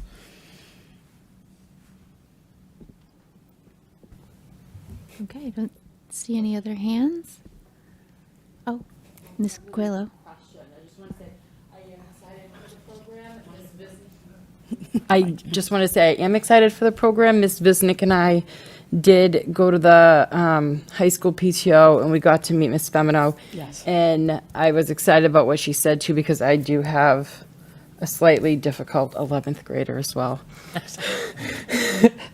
And Just finding he their way. may, every 3 days, might go to his counselor, too, because he might not be a fan of wellness.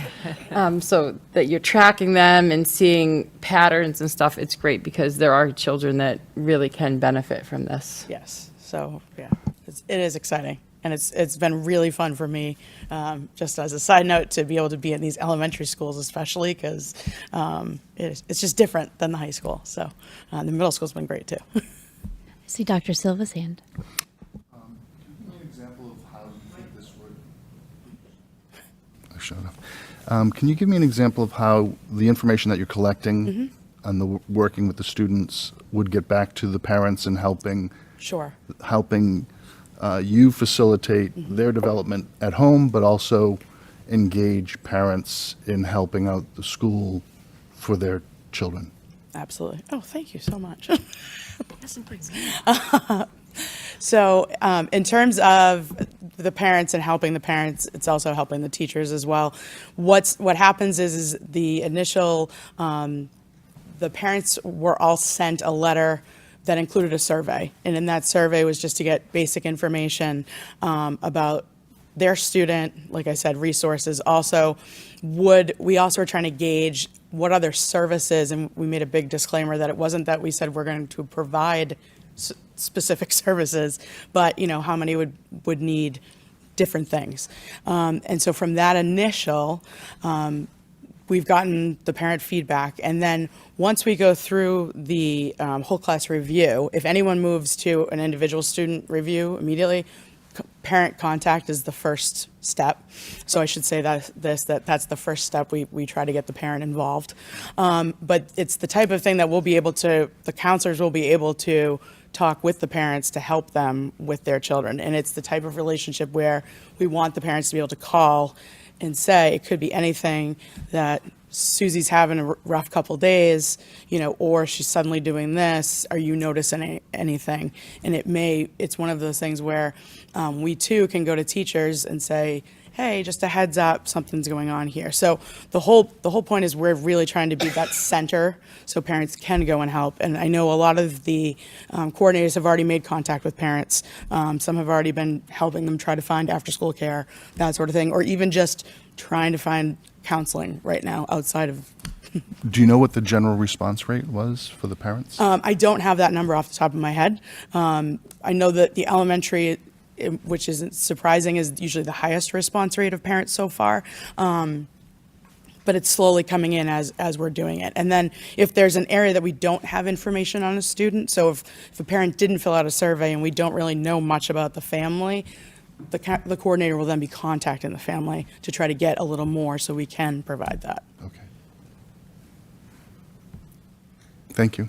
Yeah, I just want to add that next month, right? Yes. Yeah, I was gonna say. At the next CISL meeting, the Curriculum Instruction Student Life meeting, that Megan's going to come back and I don't know if you recall, but last spring we conducted a needs assessment. Or we did not. BC, an outside provider, conducted a needs assessment. So Megan's going to share that information out at the CISL meeting, as well as kind of also some of the stuff Going that we in depth get into, more into, in-depth into some how of we these do things. it. Yes. Great.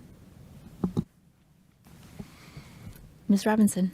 I just want to say thank you for taking on this position. I can't think of anybody who's like better suited Oh, for thank you so much. I much appreciate of that. kids, and it just makes so much sense, like to have a program like this. So. It really does, and it is true every day, learning more, and I'm like, I just love it every day, so. Thank you. Thank you. Thank you so much.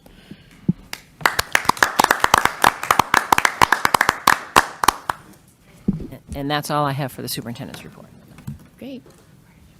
Okay. From the chair, I just want to issue a reminder that the MASC, I guess I had a typo there. That's the Superintendent and School Committee Joint Conference, will be in person this year. It's scheduled for November 2nd through 5th. I'm not sure if members have registered, but I did confirm today with our field rep that the delegate assembly will be an in-person only event. They will not be leveraging the hybrid option or the remote option that they used in the 2 prior years. So one of our jobs is to look at some of the resolutions. There's only 6 this year. And decide how we would like to instruct our delegate to vote, but we also need to select a delegate and potentially an alternate. I think I mentioned in a prior meeting, I did register and reserved a room. So I do intend to be there in person, especially where Beverly will be one of the key presenters. But I do understand it's really difficult because it's during the work week. And it's away from home. So I wasn't sure if we had any other members that were going to participate. And if not, I will just throw my hand up and say I can be our delegate at the assembly. Just looking to see. I don't know that anyone else is registered to be in person. Okay. So therefore the chair. I'll be in person, Rachel. I'm sorry, now you can't see me. Oh, there we are. You will be in person. Oh, great. Yes, although I do think you'd be a great delegate because I did it last time. I know you did it last time, and I was thinking you did a wonderful job. Maybe you'd like to do it again, but if you'd like, I can be the delegate and you could be the alternate listed since you'll be there in person. Okay. So We will do it that way. Thank you. Oh, I'm so excited that you'll be there in person. Okay, so the resolutions were sent in the packet. It was actually a link, and then you should have received a hard copy as well. If you're not receiving these hard copies, let Donna and I know, and we can chase down to make sure all of our addresses are correct in their mailing list. What I would propose is that we spend a little time today going through these resolutions to see if we're supporting them and want to instruct the delegate to vote in favor. If we have any proposed amendments, we can also, bring those to the delegation. There are 6. If we're finding ourselves in agreement and we can settle this today, we won't have to see it again at our next committee of the whole meeting, which would be just a couple days prior to the actual conference. So appreciating that we had received this ahead of time, what I'd like to do is to introduce the resolutions with the therefore be it resolved and their titles.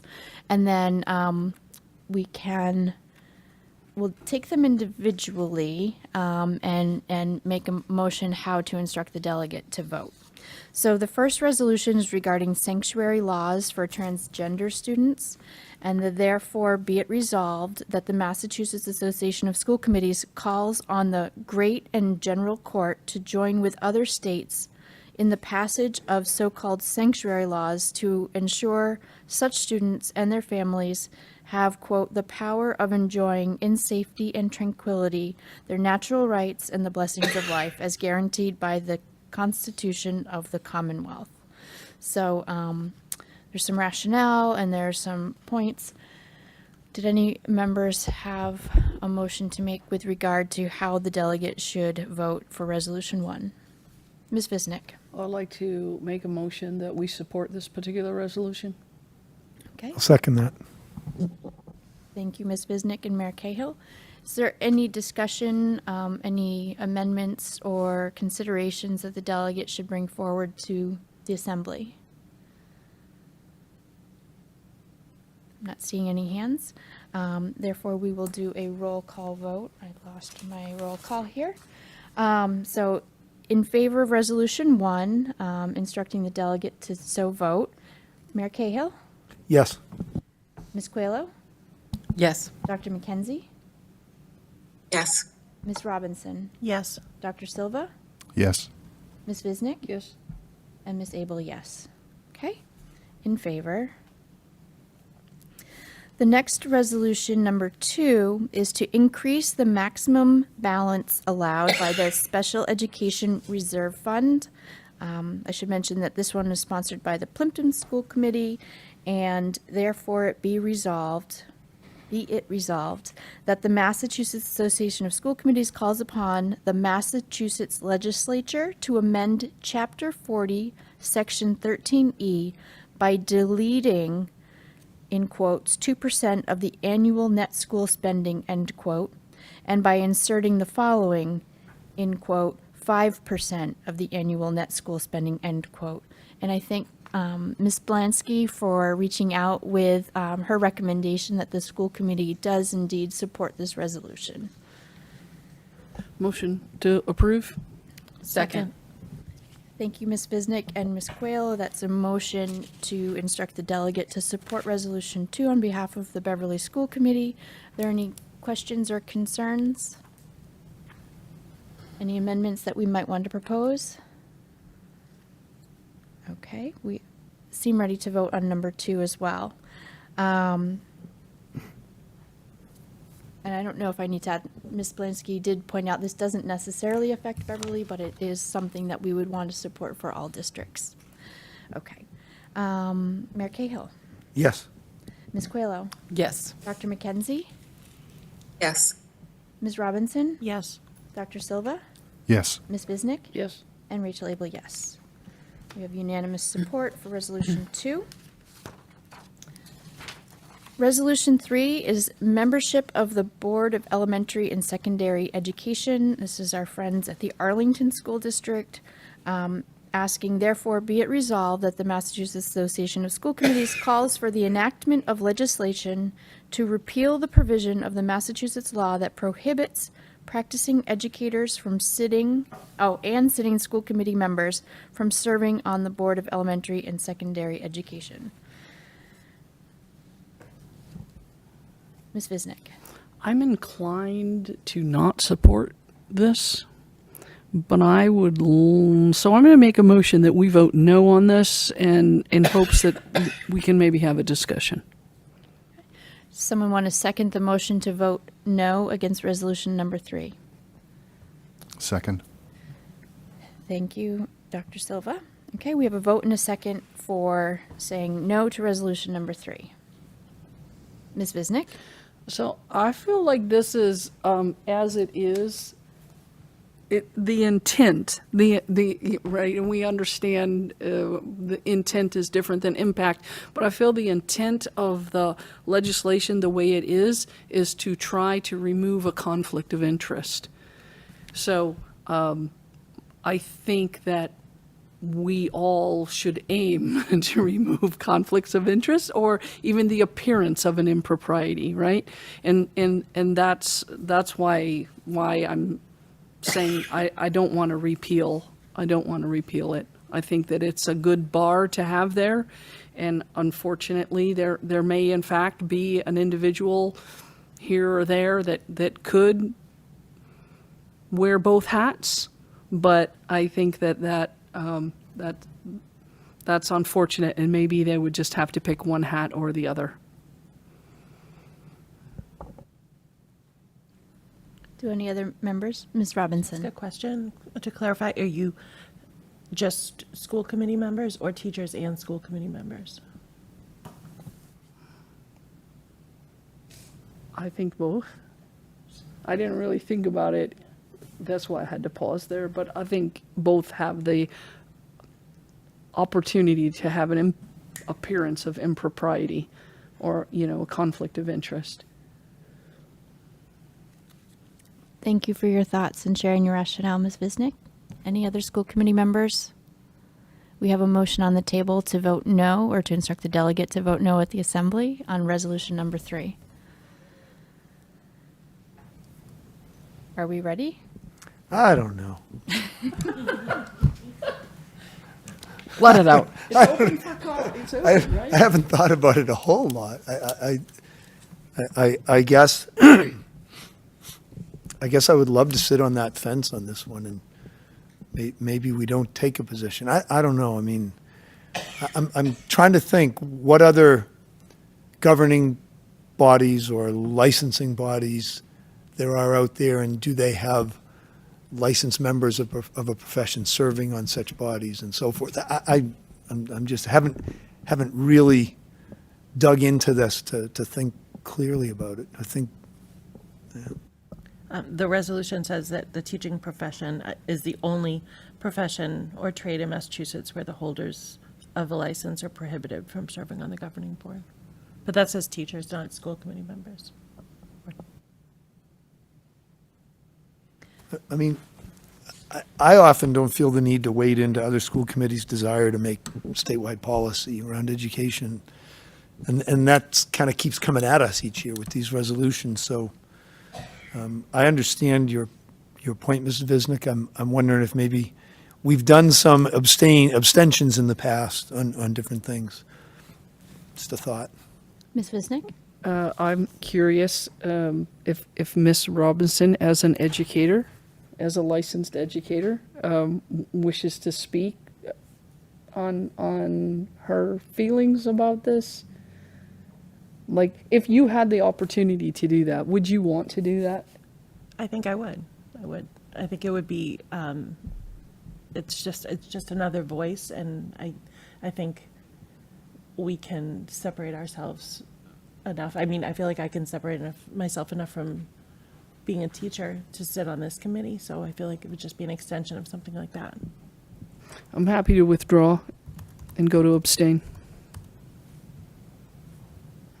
So you're withdrawing your motion? Yes, ma'am. Okay, and so we'd look for a motion to abstain on resolution number 3. Would that be well met across the board here? Your mic's not on. I'm happy to make a motion to abstain if that would be better met by folks.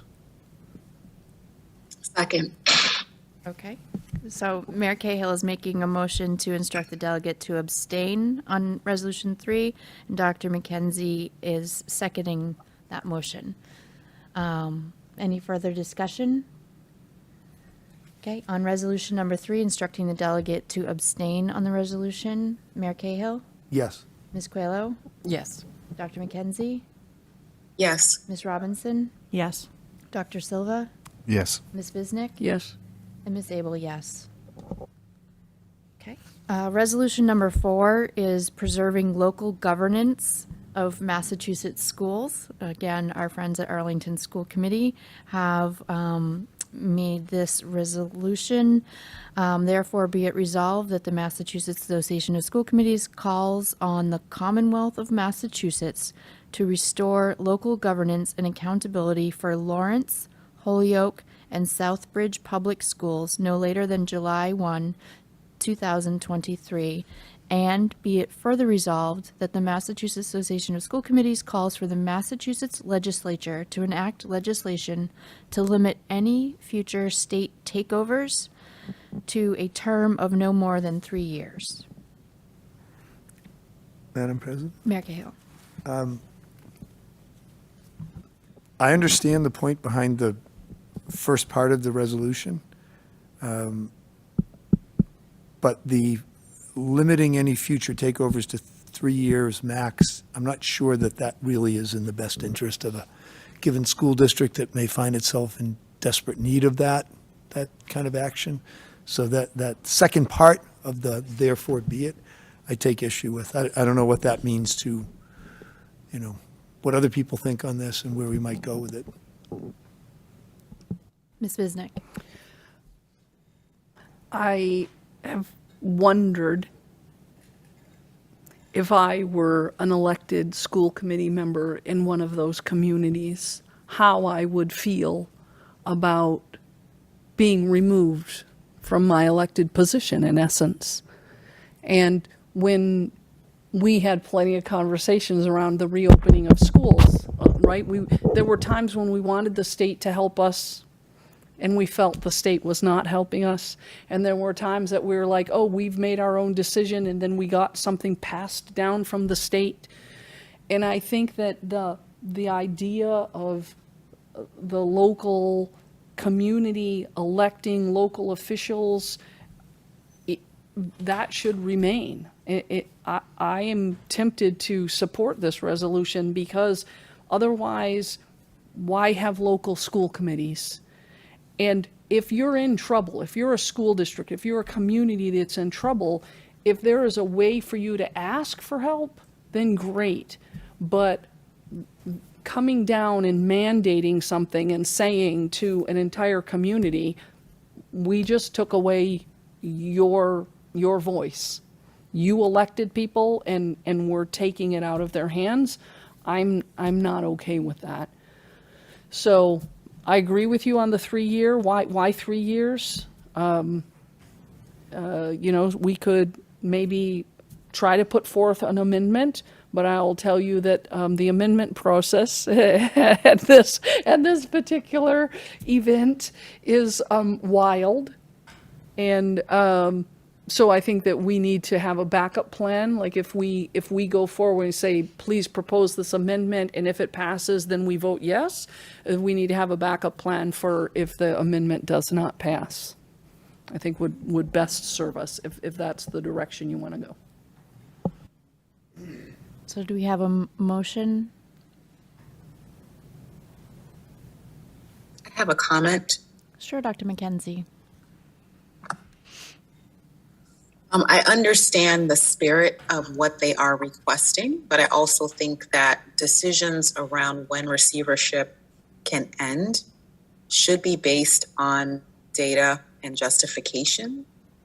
So if we were to support this, I guess my point would be that in terms of limiting it to 3 years, it seems as though what could be possible is to say that receivership cannot be extended beyond 3 years without further justification of said action. And that at least provides an opportunity for there to be a rationale if there is truly dysfunction or harm that the state thinks is happening. So I'm not sure what we think about that language, but I think it gives us some room to say we don't know when, if sometimes the state may find just cause to do that, but they would need to make that something that is understandable and transparent for the public and for the elected officials. So what I'm recording here is that they cannot extend beyond 3 years without further rationale, and it puts the burden on the state to prove just cause. I'm sure that you might be able to help the delegate with some amendment language, wordsmithing. Would we like to make that motion to instruct the delegate to request an amendment, read a statement, try to persuade the school committee members to accept the amendment? I'd be in favor of that. I have a question, though. Okay. So I wonder, using that rationale, if then we don't have a problem with the first part of the whereas there, or the first part of the therefore be it resolved, because what is the rationale for lifting it by July 1st of 2023 for those 3 communities? Are they in quote unquote good enough shape, right? If we go to this place of what's your justification, what's your just cause, then it seems if we're going to propose that amendment, then we would have a problem with the first part of just saying lift it July 1st because we said so, because maybe there is just cause. I don't, again, my stance remains the same. Don't elect me and then take it out of my hands. But as a member of this committee, I'm happy to vote to make that amendment, and I'm happy to go along, right? But we often have our individual differences, and I think our committee has done a great job of compromising over the years. So I've made my personal point very clear. I'm very happy with those new words, but then it puts me in I would vote for that amendment, but then it puts me in a predicament with the first, where therefore be it resolved. Yep, I agree with that. I don't know if you can see my hand, so I thought I'd jump in. Okay. I agree with the concern, particularly because, there are different periods of time that are involved. I just think, having been on the other side where I've worked for either the federal government or with state agencies, there is so much that can be held in confidentiality that make it difficult to make an external assessment about whether state intervention is appropriate or not. And I think that's what makes it difficult in this case to say it's justified or it's not justified just on the basis of whether one was elected and sort of removed. But I feel like it is appropriate to have to justify ongoing receivership, and to have that be a public acknowledgement and discussion. But I do think it's difficult to look at a situation where we don't know the details to say that it should end on the basis of the principle, which is we would like it to be the case that that never happens. But sometimes the reasons are ones that are not public but are pretty serious. And so I think it's hard for me to feel like I can comment on what is happening on the schools that are specifically mentioned. But I feel confident that given the length of time, there should be a new justification and rationale that the public has to be aware of and privy to. Ms. Biznick. So maybe we could really go out on a limb and say, propose a amendment to this resolution that says lift for any one of those committees if the justification still exists. All right, so take whatever wording you were going to do for the second, therefore be it resolved, and say, in essence, if you, the state, can justify that one of those three communities should still be in receivership, then keep going. And if not, then lift it.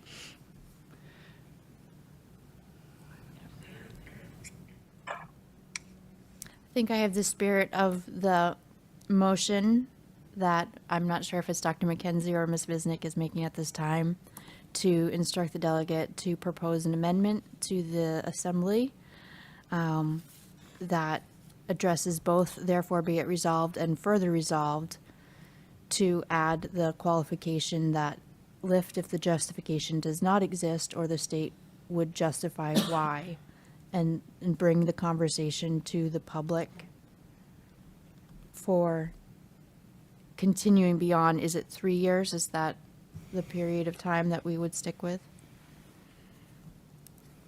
Yes, they're all well beyond 3 years at this point, I believe, the ones that are being mentioned. Mm-hmm. Madam President, am I hearing that we would like to propose amending to say that for the three districts in question, Mm-hmm.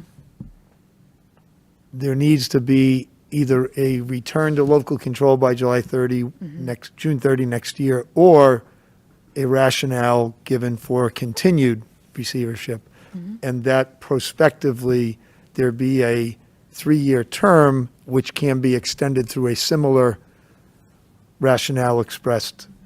And we don't need to be the ones that figure out tonight what that rationale gets based on, what quantitatively or qualitatively is required, but that could be expressed in a resolution, just kind of conceptually, to the legislature. To the legislature, exactly.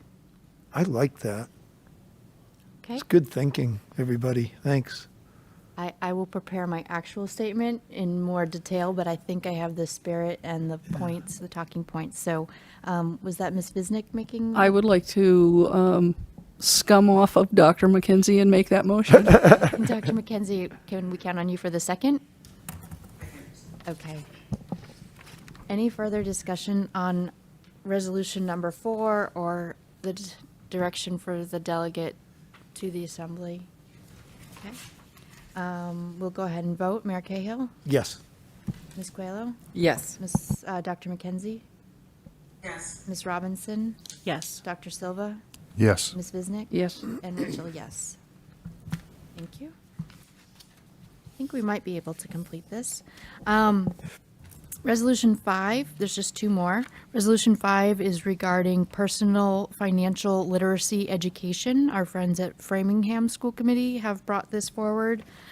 And therefore, be it resolved that MASC file legislation that would have the effect of ensuring that all students have exposure to personal finance literacy curricula and ultimately graduate from high school with the lifelong knowledge of how to be fiscally responsible to avoid being deterred by financial woes.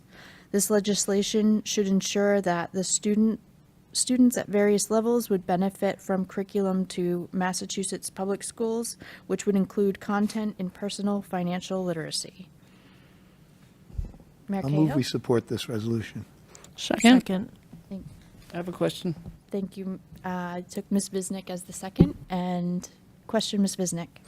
It is unclear to me, based on this wording, if they want it to become like a high school graduation requirement. Did they stop short of that do you have any insight into whether they stopped short of calling for it to be a high school graduation requirement as opposed to just having it available? We have it available. We have a wonderful class. I'm looking at Ms. Sudak because she's taught that class. But it's not a high school graduation requirement here. And so do you have any insight on that? They haven't provided rationale or any of the whereas that indicate that it would be a graduation requirement. So it's just, May I add to that? Sure, Dr. Flaherty. It was our take in reading this that it would be exposure and inclusion, but still have flexibility as to where it would be. And in conversations with Mrs. Taylor, she has some concerns about if it were to be made a graduation requirement. She agrees to find ways to expand even what we're doing. Right now, we have a wonderful elective, but all students aren't getting exposure to it. And so we've talked about some other ideas to pursue, but by making it a graduation requirement, their schedule is getting tighter and tighter with requirements, and it would restrict the ability of students to take electives. Ms. Robinson.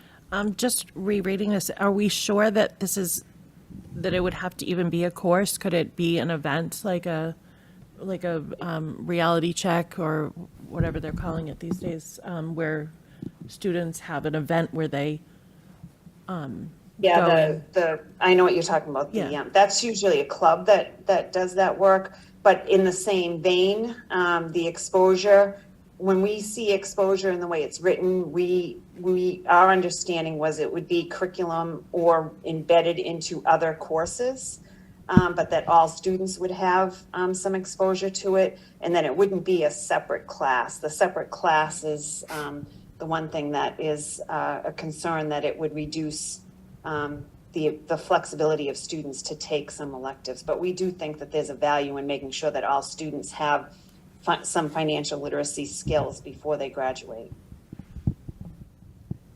So if I could summarize, it sounds like this doesn't state there's a graduation requirement, but that we would have an interest based on the feedback from our administrators that if an amendment were to be proposed about making a graduation requirement, we would not support that, but we would support the spirit of having the effect of ensuring that all students have exposure to personal financial literacy.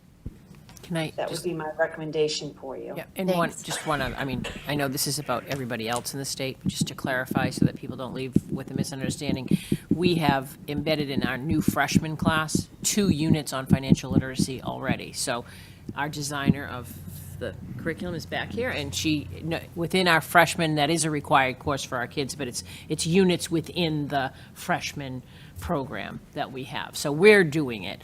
This is saying everyone has to do it, but I'm just telling you that we already do it, so. Great. I was We hoping do to have hear a that. personal finance course, but it is an elective, and we're running 5 sections of it this year. And for college and career readiness, I think we do have, We do a financial FAFSA night, and we also do a financial aid night for families. correct. Mayor Cahill.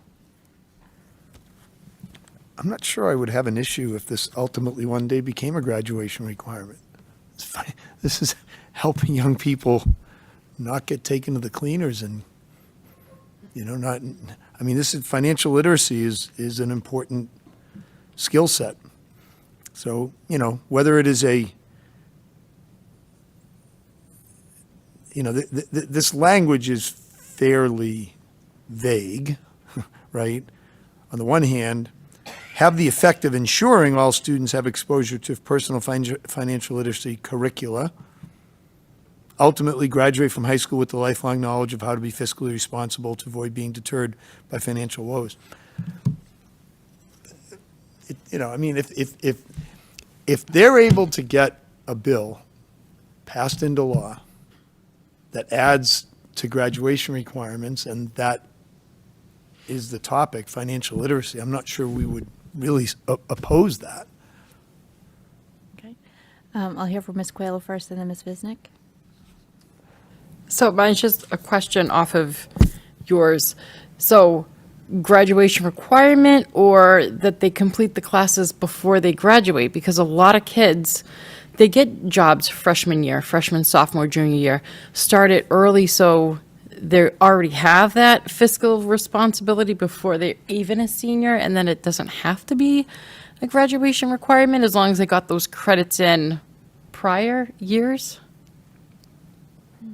I'm the nerdy mom whose kids already have jobs, and I teach them how to use a checkbook, so they know where their money's going, but maybe start it earlier, so as long as they have those credits in when they graduate, it's all set. It doesn't have to be their senior year. Ms. Visnick? I wonder if, in this scenario, right, we've heard our administrators say already our graduation is pretty tight, but if there were an amendment that it should be a graduation requirement, like we already have 2 things in a freshman class, and we offer this other, we're running 5 sections of the class, do we think that freshman thing that we were offering would meet, I understand it's pure speculation, but then would meet that requirement of, okay, that was our graduation requirement. Every freshman took this thing, so we can put a little check in the check mark, and then we wouldn't have to vote no to such an amendment. Again, that would come down to whoever tailored the decision and what it read, and if it said graduate, if you had to have credits in a course labeled that. So that's one thing, or if, but I think we all agree it's important that we teach financial literacy to kids. They should be part of one of the outcomes they should have when they graduate, is that they have sound financial literacy. And I have no idea whether this is, so again, this is advice to the MASC to say, we want you to do this, and then there would be someone that says, we're going to do this, and then there would be another whole committee that would decide what that would look like. And so, again, do I think what we do would meet it? Yes, but I don't know what would come out of any committee work. Okay, Mayor Cahill. If there was a future state requirement that in order to graduate, you had to complete some financial literacy program, curriculum, whatnot, I'm not sure we would want to try to meet that with a freshman introduction of financial literacy. I'm not sure that, that may be a part of it, right? But certainly, you're 14, you've gotten it now, so I'm not sure that would really be something we'd want to have meted. I guess I'm also wondering, should we think it's problematic that additional requirements for graduation may get layered into what our students are expected to do in the future? I think it's a matter of, we do a lot of work, and we are creating pathways, and we're doing things. We don't want to, I think there's the concern that Dr. Flaherty was mentioning is if we outline more specifically what all the electives have to be, then there's less choice for kids to choose other electives as they go through. And so I mean, a concern, I think it's something that would be worked through, but, because we're always changing and looking, and that's why we vote on the program of studies. But, every time you add a requirement, it will eliminate a choice that someone might have for something else that they would have taken. I think that's all that they were saying, not that they would have less classes or more classes. Dr. Silva? To avoid there being a dedicated class, could you request a certain number of hours? And then that way it could be integrated into whatever. I think that's sort of what we're thinking, but again, this is a proposal to ask them to do something that, this isn't about like specific to Beverly. This is saying that we want the legislator to make sure that all communities are doing that, so. Okay. I saw Dr. Flaherty had her hand up. Yeah, and I was just going to add that we all believe that we should be doing this and more, and we're looking at different ways we had to embed it into curricula. So if it was a graduation requirement, but it still gave us the flexibility as to where it was in the curriculum, I think that's fine. The concern is making it a separate class that students would need to take, thus taking time away from whatever other electives they have because they don't have a lot of time in their schedule. Ms. Visnick? I think we're in a little bit of a rat hole, so I would like to try to pull us out. I would like to I'd like to second the motion from Mayor Cahill, or reiterate the motion from Mayor Cahill that we vote yes on this, and that if there is, we're speculating, if somebody were to make an amendment about making it a graduation requirement, that we just abstain from that, if in fact that comes up. Okay, I think the delegate is sufficiently informed with the positions of the body, so I think that would make sense. Because, we can't speculate what might happen at the delegate assembly, but I think I have enough information from the table to understand our position and would abstain from a very direct prescriptive graduation requirement, but hope to see that it's embedded more. Okay. I think we're ready to vote then on number 5. Mayor Cahill? Ms. Coelho? Yes. Dr. McKenzie? Yes. Ms. Robinson? Yes. Dr. Silva? Yes. Ms. Visnick? Yes. And Ms. Abel, yes. 7-0. Okay, one last one. Resolution 6, the establishment of a regional school assessment reserve fund. It's not applicable to Beverly, but I will read this. This is from the Silver Lake Regional School Committee. And therefore be it resolved that the Massachusetts Association of School Committees calls upon the Massachusetts legislature to enact or amend legislation which permits municipalities from establish a regional school assessment reserve fund. And they are suggesting to the legislature that the proposed language could include to amend Mass General Law Part 1, Title 7, Chapter 40 by inserting Section 13F as follows. I'm not going to read all of that because I'm not hooked on phonics today, but essentially this one is asking for an assessment reserve fund to be established for our regional school districts. Motion that we approve. Thank Second. you, Ms. Visnick. Thank you, Ms. Robinson. Do we have any discussion, or we trust that our friends that are in a regional situation have put together some ideas for our legislatures sufficiently well? Not seeing any hands. Are we ready to vote? Yes. Okay. Mayor Cahill? Just want to make sure I'm not confused by 35% and 3.5% in the last two paragraphs. Regional assessment increases by more than 35% over previous years. And then the lower number, it's just coincidental that it's 3.5, right? 3.5% of the whole of the budget? Let me look at the other printed version.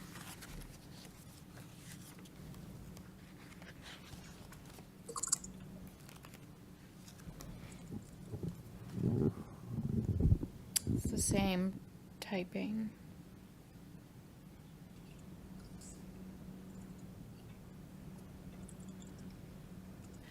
No, it does say increase.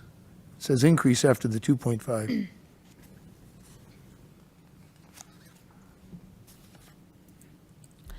I will listen carefully at the assembly to see if there's a correction for any of the percentages.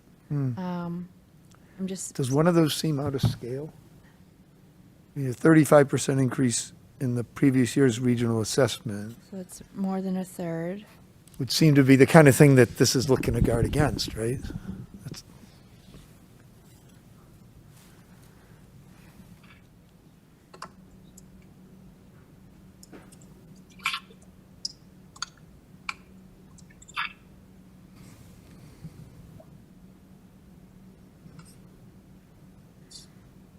Isn't the first paragraph saying they're going to establish a reserve fund, and the second one is how they're going to disperse the reserves? I was coming to that because it has 10%, the fund shall not exceed 10%. So if there's an increase of 35%, then they can go into the reserves, but they can't take more than a certain amount out of the reserves. I don't know. I didn't read that one closely because we're not a regional. I mean, would this apply to us in any event? Nope. Because of It's only the regional tech? school districts. It's only regional, okay. So maybe we stay out? I withdraw. Okay, so we've withdrawn the move we motion. abstain? So we need a new motion to abstain. Yeah. I'll So make that. moved. And is there a second to abstain? Second. Thank you, Ms. Visnick. Is there any further discussion? Okay, ready to call the vote. Mayor Cahill? Yes. Ms. Quelo? Yes. Dr. McKenzie? Yes. Ms. Robinson? Yes. Dr. Silva? Yes. Ms. Visnick? Yes. And Ms. Abel, yes. Okay. That was a lot shorter than last time. Thank you so much. And so that will be happening Wednesday, November 2nd. I will be there in person, and Dr. McKenzie will be the alternate. We'll make sure that those opinions are represented at the assembly. In terms of upcoming meetings and dates, we have our CISL subcommittee meeting scheduled for 6:30 on Wednesday, October 12th, and our regular school committee meeting on that same evening at 7:30 p.m. here. And then on the 26th of October, 6:30 is Finance and Facilities, followed by another committee of the whole. I don't know if we have any other dates to mark. Do we have the students on the 12th as well, or no? The high school? Oh, Student Advisory Council, yes, that's not on my personal calendar, but it is on our school committee calendar. So yes, we have our, on the 12th at 6 p.m. we'll be here, not broadcast on BevCam, but we will be here in person, and we'll have a hybrid option for our Student Advisory Committee to meet with us. Thank you, Ms. Robinson. Ms. Visnick? I wish to say and apologize in advance, because I know when one of us is remote, we have to do roll call votes.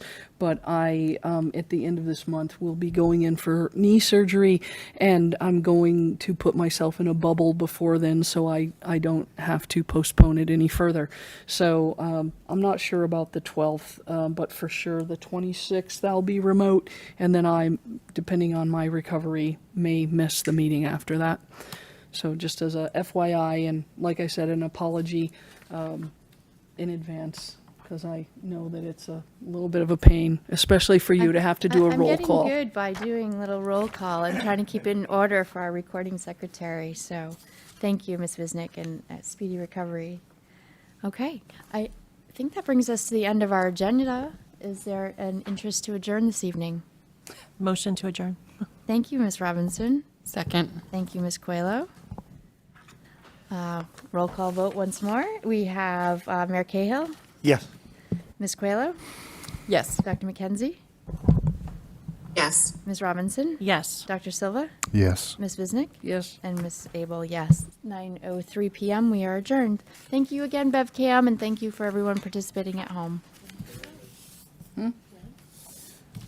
29 days from today, not that I'm counting. The last